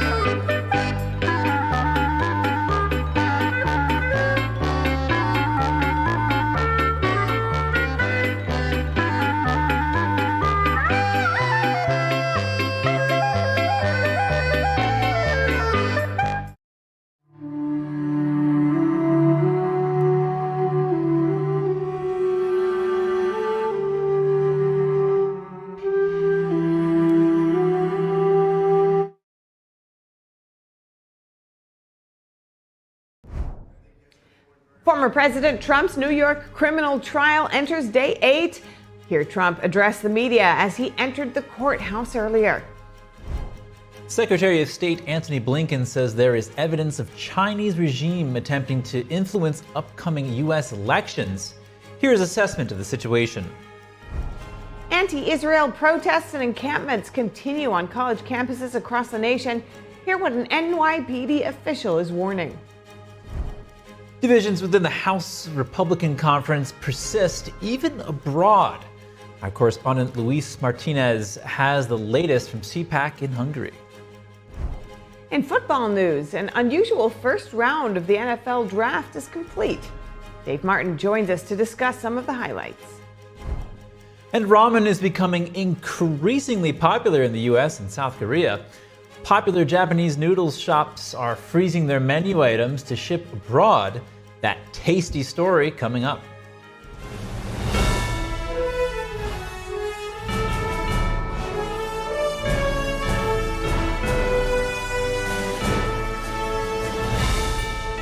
This is NTD News Today, live from our NTD Global Headquarters. Here are Stephania Cox and Chris Beers.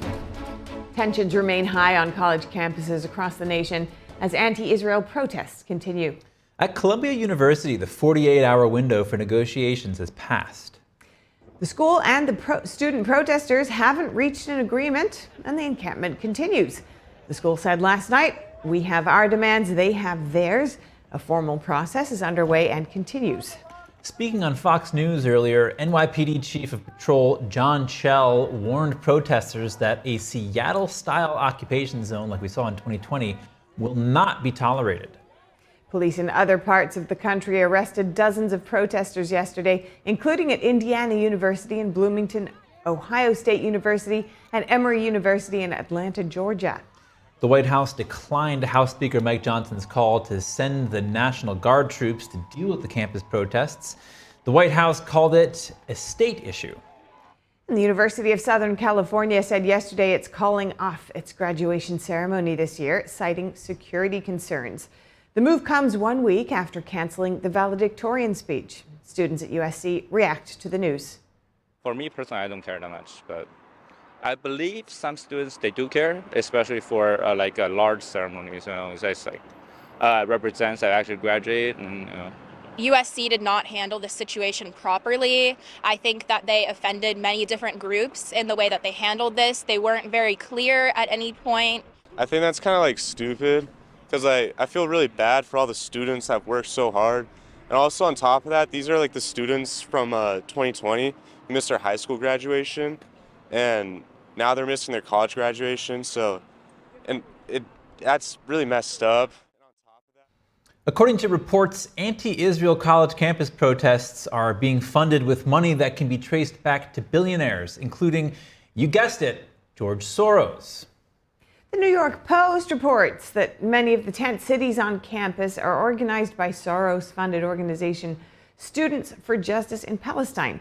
And the U.S. Campaign for Palestinian Rights pays students thousands of dollars each for organizing activities, also using money originating from George Soros. Major money for the protests also comes from a fund run by David Rockefeller Jr., according to the Post. He's a fourth-generation member of the Rockefeller oil dynasty. Another funder is former Wall Street banker Felice Gilman. She has dedicated her fortune to funding pro-Palestinian causes. In some cases, the source of the funding is obscured since it funnels through multiple nonprofit organizations before it reaches the student groups organizing protest actions. And has the world forgotten October 7th? NTD's Kelly Wright traveled to Israel to speak to survivors and hostage family members. They vow never to forget as they combat anti-Semitism and fight for freedom. Watch Hope for Israel, an NTD News primetime special tonight at 10 p.m. Eastern here on NTD. Former tabloid publisher David Pecker getting grilled by Trump's lawyers on day 8 of Trump's criminal trial in New York. That's as Trump again calls the proceeding a rigged trial. Joining us now live is NTD's White House correspondent Iris Tao. She's outside of the courthouse in New York. Good afternoon to you, Iris. What's the latest we're seeing there today? Good afternoon to both of you. So right now we're on a brief break from the trial, and Trump's lawyer says he has a few more questions left for his cross-examination. So for this morning and for yesterday for the most part, and Trump's lawyer has been cross-examining David Pecker, a former tabloid publisher, the publisher of the National Enquirer, who says that he was involved in an alleged scheme involving former Trump lawyer Michael Cohen, to buy and then bury stories that could hurt Trump in the 2016 election. And meanwhile, Trump, before going to the courtroom this morning, again called this trial a rigged one. Watch. I'm in a courthouse for a rigged trial. It's a rigged trial. Terrible. But we're doing very well in this rigged trial. Everybody knows it. Yesterday was a big day. I think we have a judge that will never allow this case to be over in a positive way. He's highly conflicted. And Trump this morning also again commented on the Supreme Court oral arguments yesterday focused on his presidential immunity claim. He appeared to be pretty satisfied with what he have heard. Watch. Today, I think in the Supreme Court having to do with immunity, I heard the argument was brilliant. I listened to it last night. I thought it was really great. I thought the judge's questions were great. And all presidents have to have immunity. It has nothing to do with me. And back on the trial, Trump's lawyers are trying to prove that these so-called catch-and-kill schemes are only standard practice on the publisher instead of any crime related to Trump. And also, Pecker has also conceded that he's done the same thing for many celebrities and that he's been informing Trump's team about negative stories for years, not just during the 2016 election. And this morning, Pecker further admitted that his company actually benefited from the payments he made to former Playboy model Karen McDougal, adding that the agreement had a legitimate business purpose, and that to Trump's team's benefit could show that Pecker was acting on his own behalf for his own financial interests instead of on behalf of Trump's team to benefit him in the 2016 election. Meanwhile, prosecutors in this trial are trying to prove a theory in which they say that Trump made false business records in making hush money payments, and that in turn they say was intended to influence the 2016 election. But that theory, of course, remains debated. Back to you. Yeah, there's certainly a lot to watch for here. And Iris, what can you tell us about the gag order against Trump? Right, so yesterday prosecutors again accused Trump of violating the gag order 4 more times and citing his comments actually just in this week talking about witnesses. But the judge set a hearing for these new arguments for next Thursday. So we're going to definitely wait to see when the judge in this case might rule on these gag order violations and what comes next regarding Trump's speech. Back to you. Thanks so much, Iris. Great reporting as always. Coming up, controversy over a federal rule concerning abortion. 17 states say the rule would go against state law, barring the use of public funds for abortion. More just on a lawsuit. And San Francisco thieves reportedly broke into the car of a California lawmaker. Find out who it is and how he responds. More in just a moment here on NTD News Today.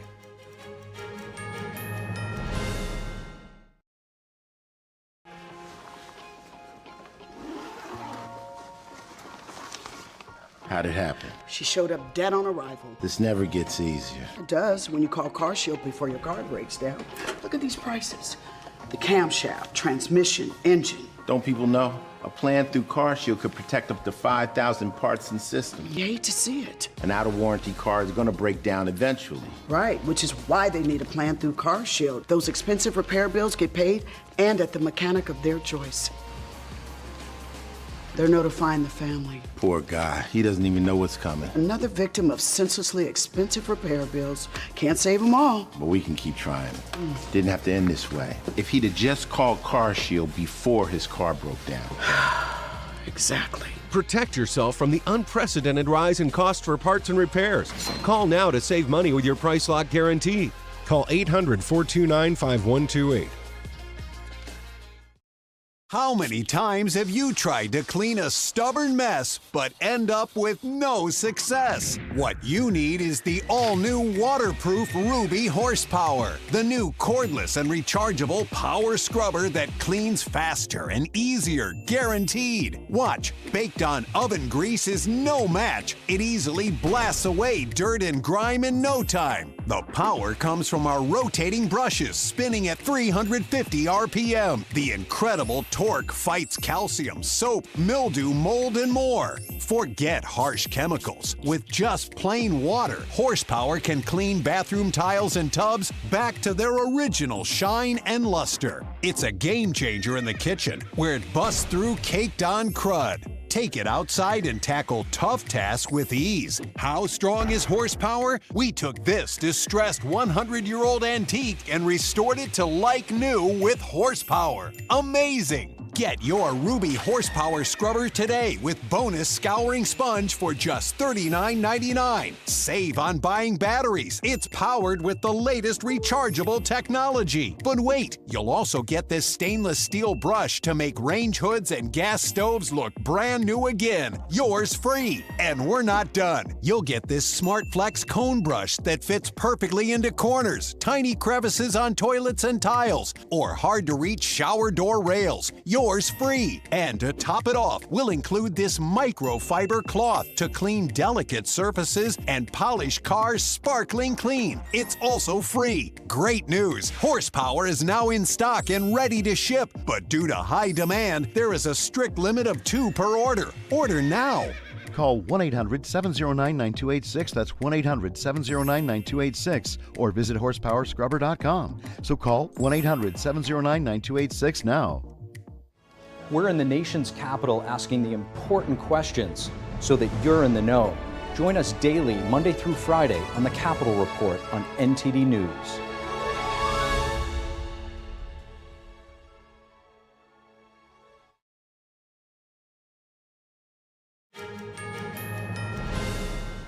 Divisions within the House Republican Conference persist even abroad. Our correspondent Luis Martinez joins us live from Budapest after speaking with U.S. members of Congress attending CPAC in Hungary. Luis, what are congressmen saying about the current state of U.S. politics? Well, it's very interesting. It's good. You know, the congressmen are in recess, so now they were able to travel here to Hungary, to Budapest for CPAC 2024. And they all have in mind that Speaker Johnson has a threat hanging over his head.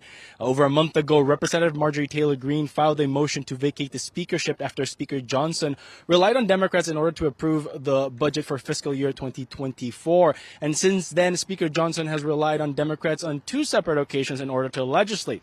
According to Speaker Johnson, that's because he has a razor-thin majority of 1 congressman. Today, I had the opportunity to speak with Congressman Keith Self, the Republican from Texas, and he had a different view on the Speaker's strategy. Let's listen.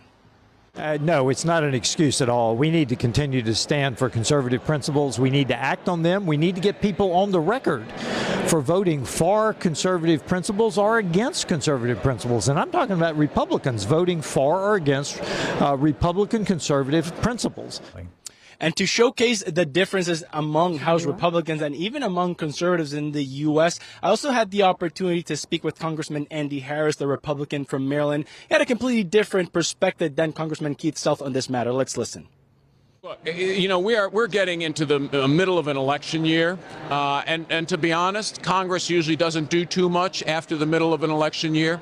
So I don't think creating chaos at this point in time is a good idea.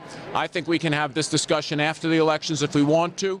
I also had the opportunity to speak with former U.S. Senator Rick Santorum from Pennsylvania, and maybe it's because he's out of office, but he had a very strong set of words for those politicians in government who are not governing or legislating according to the policies that they campaigned on. Let's listen.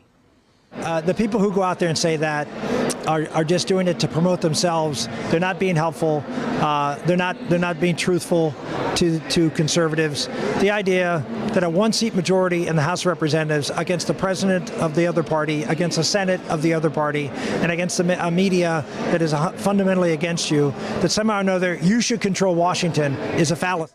So despite the differences among House Republicans and among conservatives in the United States, with both a congressman that I spoke today and former U.S. Senator, none of them expect to see any major legislation come out of the House of Representatives, at least until the November general elections. Back to you. All right, Luis Martinez in Budapest, thank you so much. Controversy over a federal rule concerning abortions. A group of Republican-led states have filed a lawsuit yesterday. It challenges a regulation giving workers who had abortions the same legal protections as workers who are pregnant or recently gave birth. The 17 states claim the rule violates the Constitution by interfering with the ability of states to regulate and ban abortion. The rule by the Equal Employment Opportunity Commission is based on a 2022 law. It mandates most employers accommodate pregnant workers or those with related medical needs. The rule specifies the law can apply to abortion and birth control as well. The states say abortion is not a medical condition that Congress intended for the law to cover. They say being forced to accommodate state workers' abortions would go against the state laws barring the use of public funds to provide abortions. And San Diego is allegedly becoming the new epicenter for illegal immigration. A county supervisor says hundreds of thousands crossed illegally in recent months. San Diego County Supervisor Jim Desmond told NTD on Wednesday that alone Border Patrol apprehended 2,000 illegal border crossers within the San Diego sector. He added that San Diego is leading all 9 southern border sectors in April, a trend unseen since the 1990s. According to Desmond, the San Diego sector saw over 200,000 Border Patrol apprehensions since October. This includes individuals from over 75 countries. The county supervisor says smugglers are choosing the San Diego sector because they see it as the path with least resistance, partly due to California's sanctuary state policies. And Tennessee may punish adults who help children access cross-sex procedures without parental consent. The legislation cleared the Senate in a 24-4 vote yesterday. The bill was promoted by Republicans as essential for safeguarding parental rights. It says adults finding, harboring, or transporting minors for cross-sex procedures will face criminal charges. Violators would be hit with a Class C felony, 3 to 15 years in prison, and fines of up to $10,000. Critics say the bill is too broad. They cite the example of an adult who talks to a minor about websites that help kids travel to other states for cross-sex procedures and the possible consequences of that. Concealed handguns in Tennessee schools will likely become law this week. Tennessee Governor Bill Lee said yesterday he plans to sign a bill recently passed by state lawmakers. The governor says it's important to give school districts the option to use a tool he says will keep children safe. The GOP-controlled state house passed the measure Tuesday, mostly along party lines. Under the bill, those seeking to carry concealed handguns on school grounds must undergo at least 40 hours of specialized school policing training every year. They also need written permission from law enforcement. There are currently at least 26 states that allow teachers or school staff to carry guns on school premises, with certain exceptions. And California lawmaker Adam Schiff has reportedly been robbed in San Francisco. The Democratic Senate candidate says his luggage was stolen from his car. Schiff told the San Francisco Chronicle that his car was parked in a downtown San Francisco parking garage. He was in San Francisco to attend events alongside his supporters. The incident left him without proper attire for a dinner party that same evening. Schiff said he didn't want to dwell on the incident. San Francisco has been battling with rampant crime in recent years. At one point last year, the city reportedly witnessed over 1,600 car burglaries in just 30 days. That's according to the New York Post, which tracked data by the San Francisco Police Department. But officials say crime rates in the city are actually declining this year, despite the ongoing reports. 3 women were thwarted from walking out of a New Jersey Target with almost $600 in unpaid merchandise. Police are now looking for them. The 3 women can be seen in security camera footage looking through the clothing section. 2 of them attempt to walk out the store with a full cart, but a Target employee catches them right outside and turns their cart back into the store. The women then fled into a light-colored Jeep that's waiting at the curb nearby. The license plate is not clear from the camera footage. Gloucester Township Police Department is seeking information about the suspects. Crews contained a fire at a Southern California pier. Flames broke out at Oceanside Pier yesterday afternoon, prompting a multi-agency response. The U.S. Coast Guard believes the fire started at a vacant restaurant. The pier structure has been damaged, as well as some restaurants. No injuries were reported. Oceanside Pier, built in 1987, is located about 40 miles north of San Diego. It's nearly 2,000 feet long, making it one of the longest piers on the West Coast. And 1 in 5 milk samples nationwide have tested positive for traces of bird flu. That's according to initial results of a Food and Drug Administration analysis. Scientists say the risk to the general public is low and that milk on the shelves is safe to drink. Still, these results indicate the bird flu outbreak in dairy cows is more widespread than previously believed. According to the CDC, 1 human case from a person exposed to infected cows has been linked with this outbreak. The government is investigating Tesla. The National Highway Traffic Safety Administration says Tesla's recall of more than 2 million vehicles may not be adequate. The government made new safeguard requirements for Tesla's Autopilot feature in December after a 3-year investigation. It now says Tesla may not be doing enough to remedy the safety gap. Tesla admitted in December that Autopilot's software system controls may not be sufficient to prevent driver misuse and could increase the risk of a crash. The latest recall investigation covers 2012 through 2024 model Y, X, S3 and Cybertruck vehicles equipped with Autopilot. About 40,000 sets of noise-reducing earmuffs have been recalled because they could expose you to hearing loss. The recall involves 3M's Peltor X4 series earmuffs. According to the Consumer Product Safety Commission, the earmuffs can develop cracks, which could lead to overexposure to loud noise and sound. The recalled earmuffs were manufactured between March 2020 and September 2022. You can find the manufacturer date on the outside of the earmuffs' ear cups. They were sold in the US and Canada on Amazon and at industrial distributors. You should stop using them immediately and contact 3M for a replacement. So far, no injuries have been reported. And Mother's Day is nearly 2 weeks away, and stores are starting to guess how much you're planning to spend this year. According to the National Retail Federation, consumers are expected to spend a near record $33.5 billion this Mother's Day. That number is the second highest in the organization's records. This year's expected spending falls just short of last year's record of $35.7 billion. The largest spending amount will go towards jewelry, special outings, electronics, and flowers. The average sum a person is expected to spend will be a little over $250. The biggest spenders are expected to be between 35 and 44 years old. And coming up, Secretary of State Antony Blinken says there's evidence of the Chinese regime attempting to influence upcoming U.S. elections. Here, his assessment of the situation.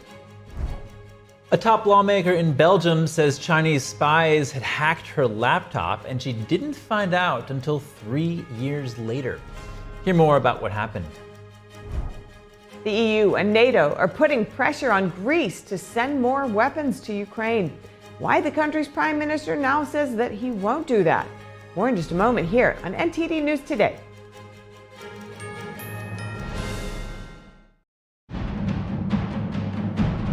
I have never seen a production any better than this anywhere. Breathtaking. It is absolutely stunning. I feel better about the world. I feel uplifted.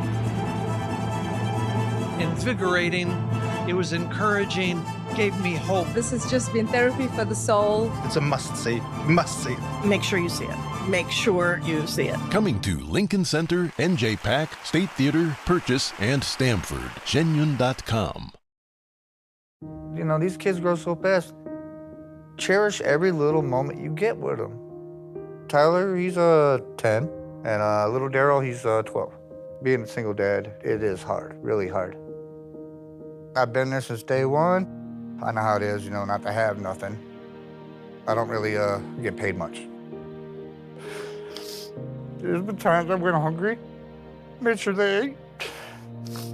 There ain't a thing I wouldn't do for them. Millions of our neighbors are facing hunger. Rising food prices are making it tougher to put food on the table.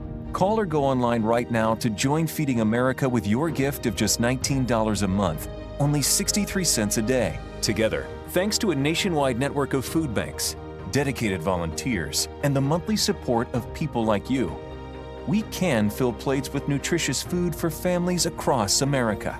At least now I know I gotta, help if I need it. 1 in 5 children face hunger in America, and food costs are rising. We are getting closer to the day when no one in America faces hunger, but we can't do it without you. Call or go online now. Visit helpfeedingamerica.org and give $19 a month, just 63 cents a day. 98% of donations go directly to help millions of people facing hunger, from coast to coast and in your own community. And when you use your credit card, you'll receive this exclusive canvas grocery bag to show you're a part of a movement working together to ensure that everyone has the food and resources we all need to thrive. If you're hungry, if they got it, they'll feed you. People just gotta realize, places like this do exist that will help you.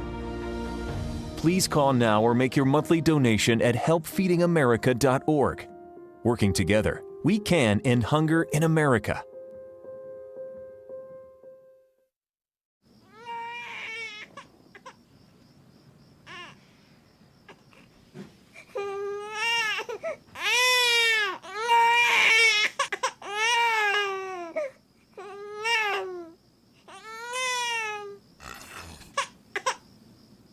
If you love them enough to suck the snot out of their nose at 4 a.m., then surely you'll check nhtsa.gov/the right seat to make sure they're in the right car seat.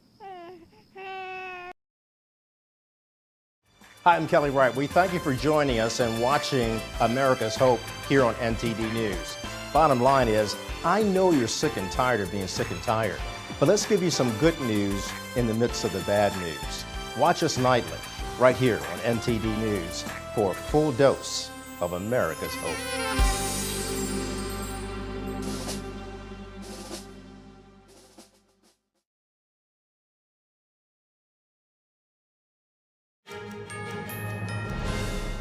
Secretary of State Antony Blinken met with Chinese regime leader Xi Jinping today. Blinken raised issues with China over trade and human rights. He called on China to step up its crackdown on fentanyl. Over 250,000 Americans have died from fentanyl overdoses since 2018. Most of fentanyl's precursors come from China. He also called on China to provide U.S. businesses with a level playing field. U.S. officials have long been concerned that China's state subsidies and intellectual property theft are putting U.S. companies at a disadvantage. Blinken also called out China for helping Russia's war on Ukraine. China is the top supplier of machine tools, microelectronics, nitrocellulose, which is critical to making munitions and rocket propellants, and other dual-use items that Moscow is using to ramp up its defense industrial base. A defense industrial base that is churning out rockets, drones, tanks, and other weapons that President Putin is using to invade a sovereign country, to demolish its power grid and other civilian infrastructure, to kill innocent children, women, and men. During Blinken's China visit, the U.S. passed a $95 billion foreign aid package. Under it, over $8 billion in aid is going to shoring up defense in the Indo-Pacific region, including Taiwan. And in an interview with CNN earlier today, Blinken says the U.S. has seen evidence of China's attempts to influence the upcoming U.S. elections. That any interference by China in our election is something that we're looking very carefully at and is totally unacceptable to us. Well, again, I'd have to look at the specific reports that you're referring to, but we have seen, generally speaking, evidence of attempts to influence and arguably interfere, and we want to make sure that that's cut off as quickly as possible. Blinken said he repeated a message that President Biden gave to Xi Jinping during their summit last November, that being not to interfere in the 2024 U.S. presidential elections. CNN reported that Xi promised Biden's regime wouldn't interfere. Blinken said there was concern China and other countries would use influence campaigns to play on social divisions in the U.S. The Chinese regime has repeatedly denied interfering in U.S. elections. But actors believed to be connected to the regime have been accused of political interference in other countries, such as Canada. TikTok's Chinese parent company said it won't sell the social media platform as a United States ban looms. On Thursday, ByteDance denied plans to sell after reports surfaced it was exploring the sale of TikTok's U.S. business. This is the first official response from the Beijing-based company on the issue since President Biden signed a bill that could lead to a nationwide ban. Under the current law, TikTok is now forced to find a new owner within months or be banned from the United States entirely. TikTok CEO said the company would fight in the courts to stay online in the U.S. So far, a number of countries have banned officials from downloading TikTok onto their phones, but the U.S. law is one of the most sweeping measures taken so far. India banned TikTok entirely in 2020. And two British suspects accused of spying for China are granted bail. They first appeared in the London court today. The two are charged with providing information to China between 2021 and 2023. One of them is Christopher Cash, a researcher at the UK Parliament. He's worked with renowned lawmakers, including Alicia Kearns, who now heads the powerful Foreign Affairs Committee. The other is Christopher Barry. Reports say he's an academic. They were charged Monday, the same day Germany arrested 3 people over spying for China. This comes right ahead of Chinese leader Xi Jinping's visit to Europe in May. The British suspects didn't enter pleas. For now, they're not allowed to travel outside the UK or contact each other. They're set to appear for a preliminary hearing in early May. And Russian President Vladimir Putin said yesterday he plans to visit China in May. That would be the first foreign trip for the Russian leader since he extended his rule for 6 more years. Putin announced the plans for the visit at a Congress of the Russian Union of Industrialists and Entrepreneurs in Moscow. He didn't say when exactly it would take place. The Russian leader's inauguration is scheduled for May 7th. Russia's growing economic and diplomatic isolation because of its war against Ukraine has made it increasingly reliant on China. Media outlets reported last week, citing unnamed U.S. officials, that Beijing has boosted sales of machine tools, microelectronics, and other technology to Russia. Moscow is reportedly using the equipment to produce missiles, tanks, aircraft, and other weapons. And now we head into some short headlines from France and other European countries. In Belgium, the chair of the Foreign Affairs Committee in Parliament, Els van Hoof, said Chinese spies hacked her laptop. She told local media yesterday that the hacking happened back in 2021. Van Hoof said she only found out about the cyber attack last month thanks to an FBI report. According to a Belgian newspaper, the report said that the laptop's location had been tracked since 2021. Van Hoof is a member of the Interparliamentary Alliance on China, a British group with ties to an international network of politicians critical of the Chinese Communist regime. The impact of the cyber attack remains unclear.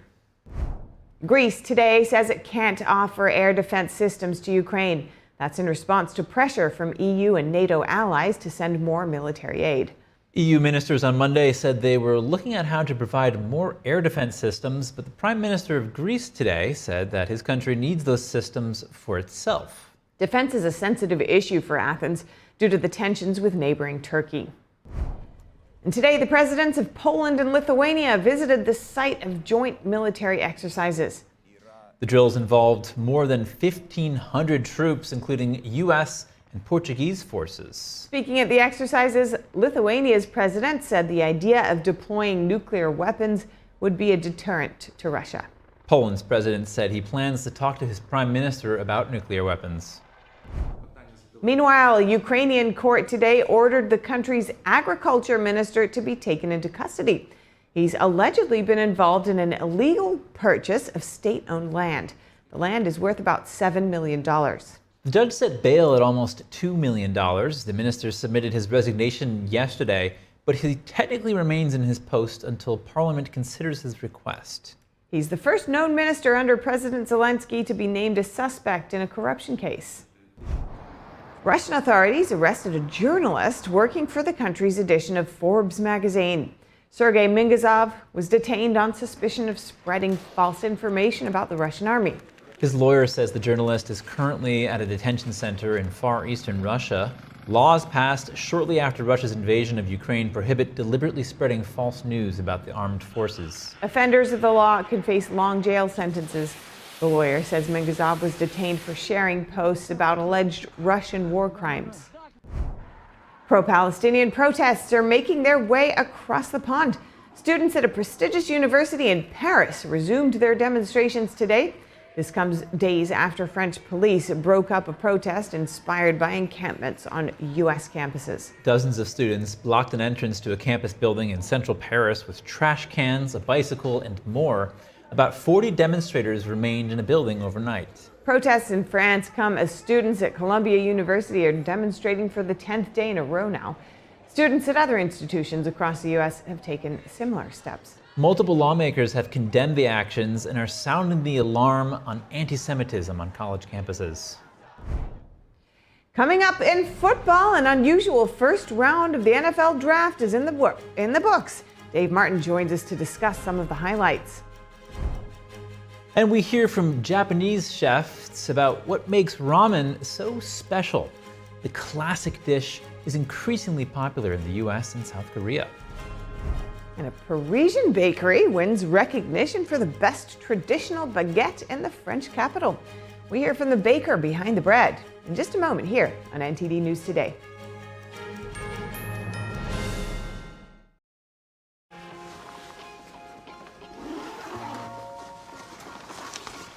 How'd it happen? She showed up dead on arrival. This never gets easier. It does when you call CarShield before your car breaks down. Look at these prices. The camshaft, transmission, engine. Don't people know? A plan through CarShield could protect up to 5,000 parts and systems. You hate to see it. An out-of-warranty car is gonna break down eventually. Right, which is why they need a plan through CarShield. Those expensive repair bills get paid and at the mechanic of their choice. They're notifying the family. Poor guy, he doesn't even know what's coming. Another victim of senselessly expensive repair bills. Can't save them all. But we can keep trying. Didn't have to end this way. If he'd have just called CarShield before his car broke down. Exactly. Protect yourself from the unprecedented rise in cost for parts and repairs. Call now to save money with your price lock guarantee. Call 800-429-5128.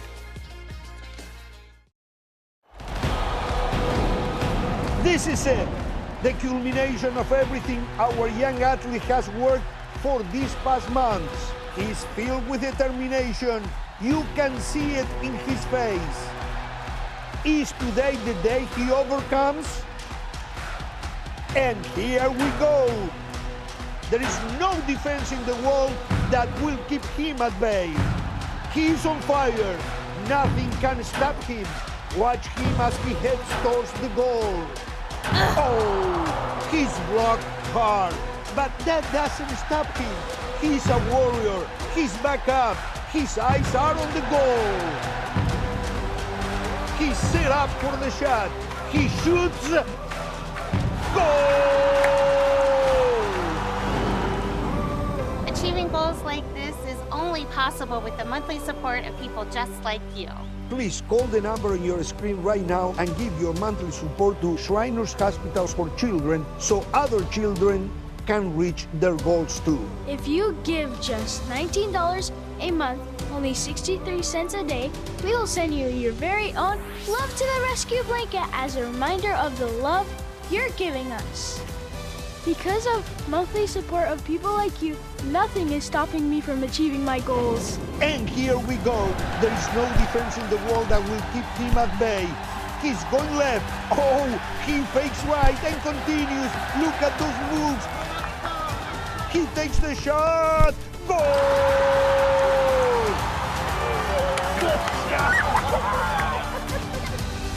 Please call or go online now. If operators are busy, call again or go to loveshriners.org to give right away. Your monthly gift helps kids achieve their goals.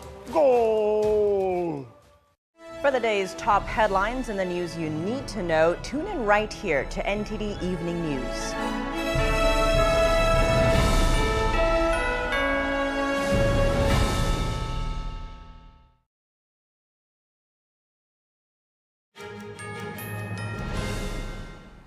And now for your sports news, we're joined by NTD's Dave Martin. Good to have you, Dave.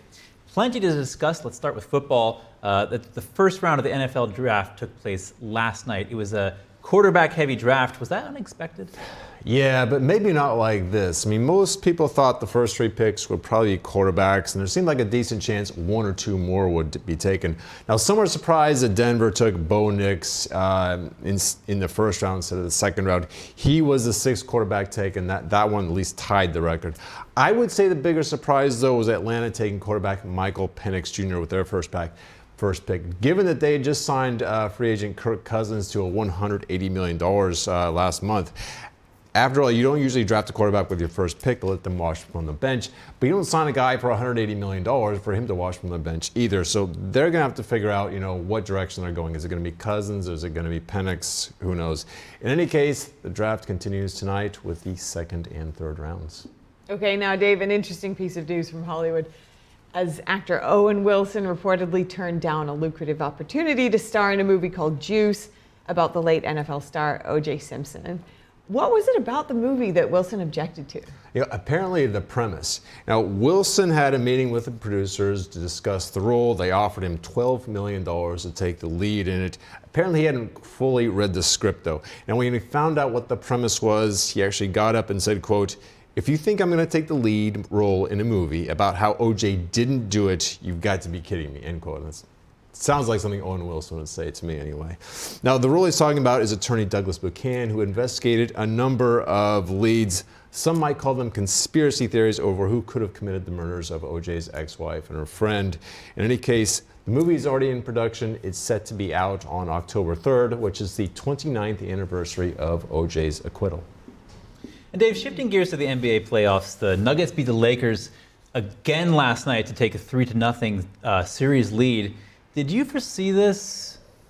No, I mean, I thought Denver to win the series, but I didn't think it'd be going like this. I thought the Lakers would show a lot more resolve, at least take a game or two here, which still could happen. It's not completely over, but Denver also swept them last year, so you would think the Lakers would be, really ready for them. And they've now beat them 11 straight times overall, which is a lot against a good team. Now, they're not blowing them out. I mean, last night Denver won by 7. They won the other night on a last-second shot, so it's close. It's not total domination. Now, I will grant the Nuggets, they are the defending champions, and Nikola Jokic is a near-impossible matchup right now. But the Lakers still have Anthony Davis and LeBron James. Those two led them to a title 4 years ago, so it's somewhat surprising. But like I said, this is a best-of-7 series. Lakers are still alive, but they have to win 4 straight, and that is incredibly unlikely to happen. So much going on. Thanks for the update, as always, Dave. Thanks, guys. Dave Martin, thank you. Australians are splurging on music. In 2023, the recorded music industry posted revenues that grew by close to 11%. NTD's Andrew Thomas has more on streaming and vinyl sales hitting record highs. Australians' love for music bucked the cost of living crisis trend last year. Customers in this Canberra record shop are still buying. Annabelle Hurd of the Australian Recording Industry Association says the way music makes listeners feel is driving music sales. I think people genuinely find music a comfort. Perhaps that cost of living stress is building into that as well. Australians spent a record $440 million on music in 2023, an 11% increase compared to 2022. $304 million was spent on paid services like Spotify Premium and Apple Music, a 13% jump from 2022. Blake Budak is the owner of Landspeed Record. He says certain artists drive a large portion of sales. Phoebe Bridgers, Lana Del Rey, and Taylor Swift, of course, is the ubiquitous artist of 2023. Absolutely massive.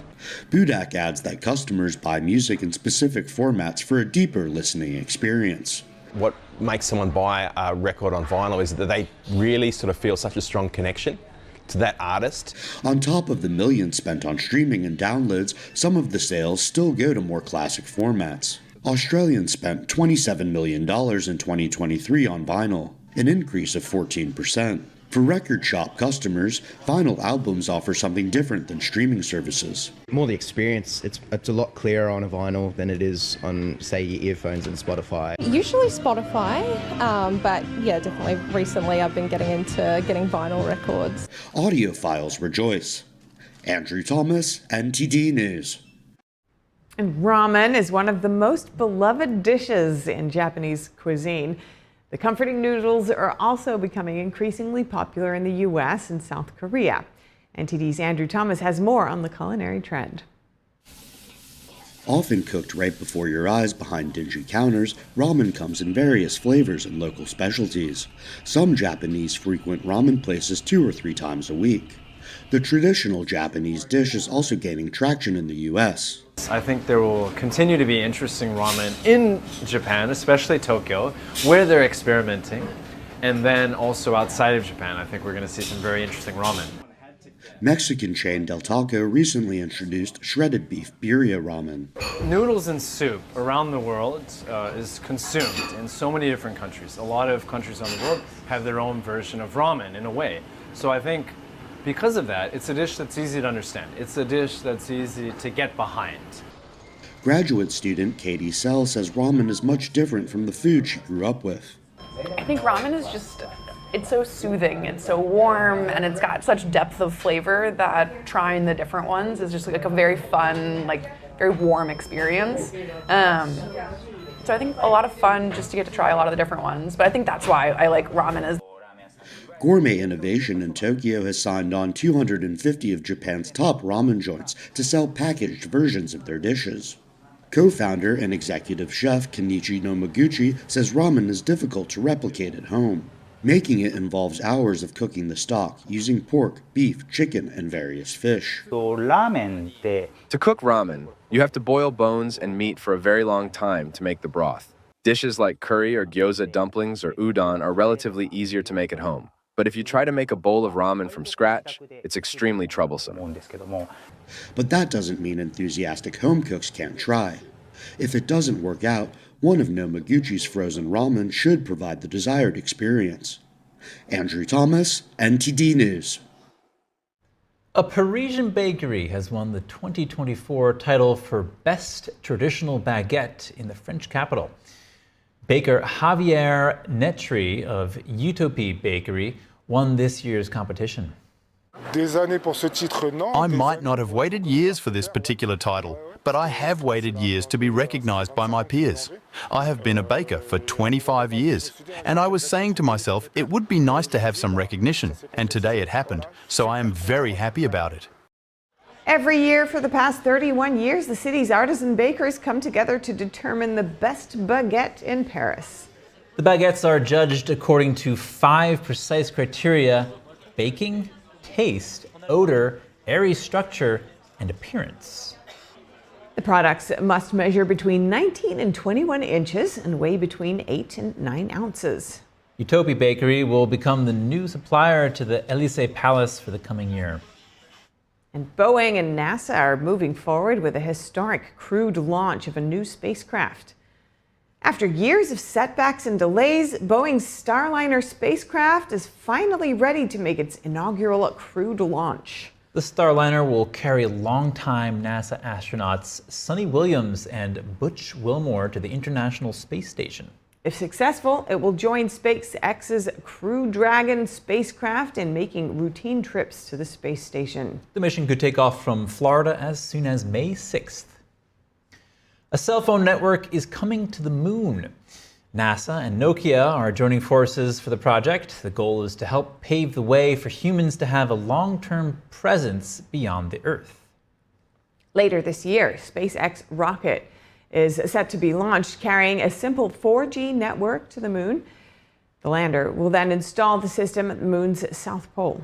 The system will be controlled from Earth and connect the lander via radio equipment to 2 roaming vehicles tasked with searching for ice. Lunar ice could be used to create breathable oxygen and even fuel for future missions. Images of the ice would be transmitted back to the lander and then to Earth through the cellular network, marking a world first. This kind of cellular connectivity would be key for NASA's Artemis program, which aims to return astronauts to the moon within the decade. And NASA released a stunning new image showing glowing gas emitted by a dying star. It's a celebration of the 34th anniversary of the Hubble Space Observatory's launch. That was on April 24th, 1990. The Little Dumbbell Nebula has a unique namesake shape. This image may also include evidence the star gobbled up another star before it collapsed. Wow. The Little Dumbbell Nebula is just one of 53,000 objects Hubble has observed over 34 years. The Hubble Space Telescope has made 1.6 million observations to date. Astronomers worldwide rely on its growing database to make new discoveries. Incredible. Well, for round-the-clock original news coverage, be sure to visit us at ntd.com or download our NTD app. And be sure to stick around for NTD Newsroom at 3 p.m. Eastern with NTD's Stephanie Cox. We'll cover more stories from the U.S. and around the world. See you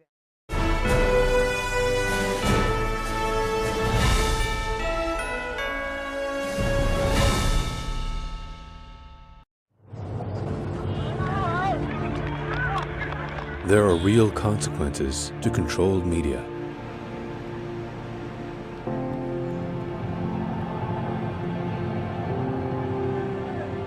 And NTD's founders know them firsthand. Our freedom of thought is the price. This is the lesson that guides us in everything we do. So there's the tear gas there. We know the value of a free society.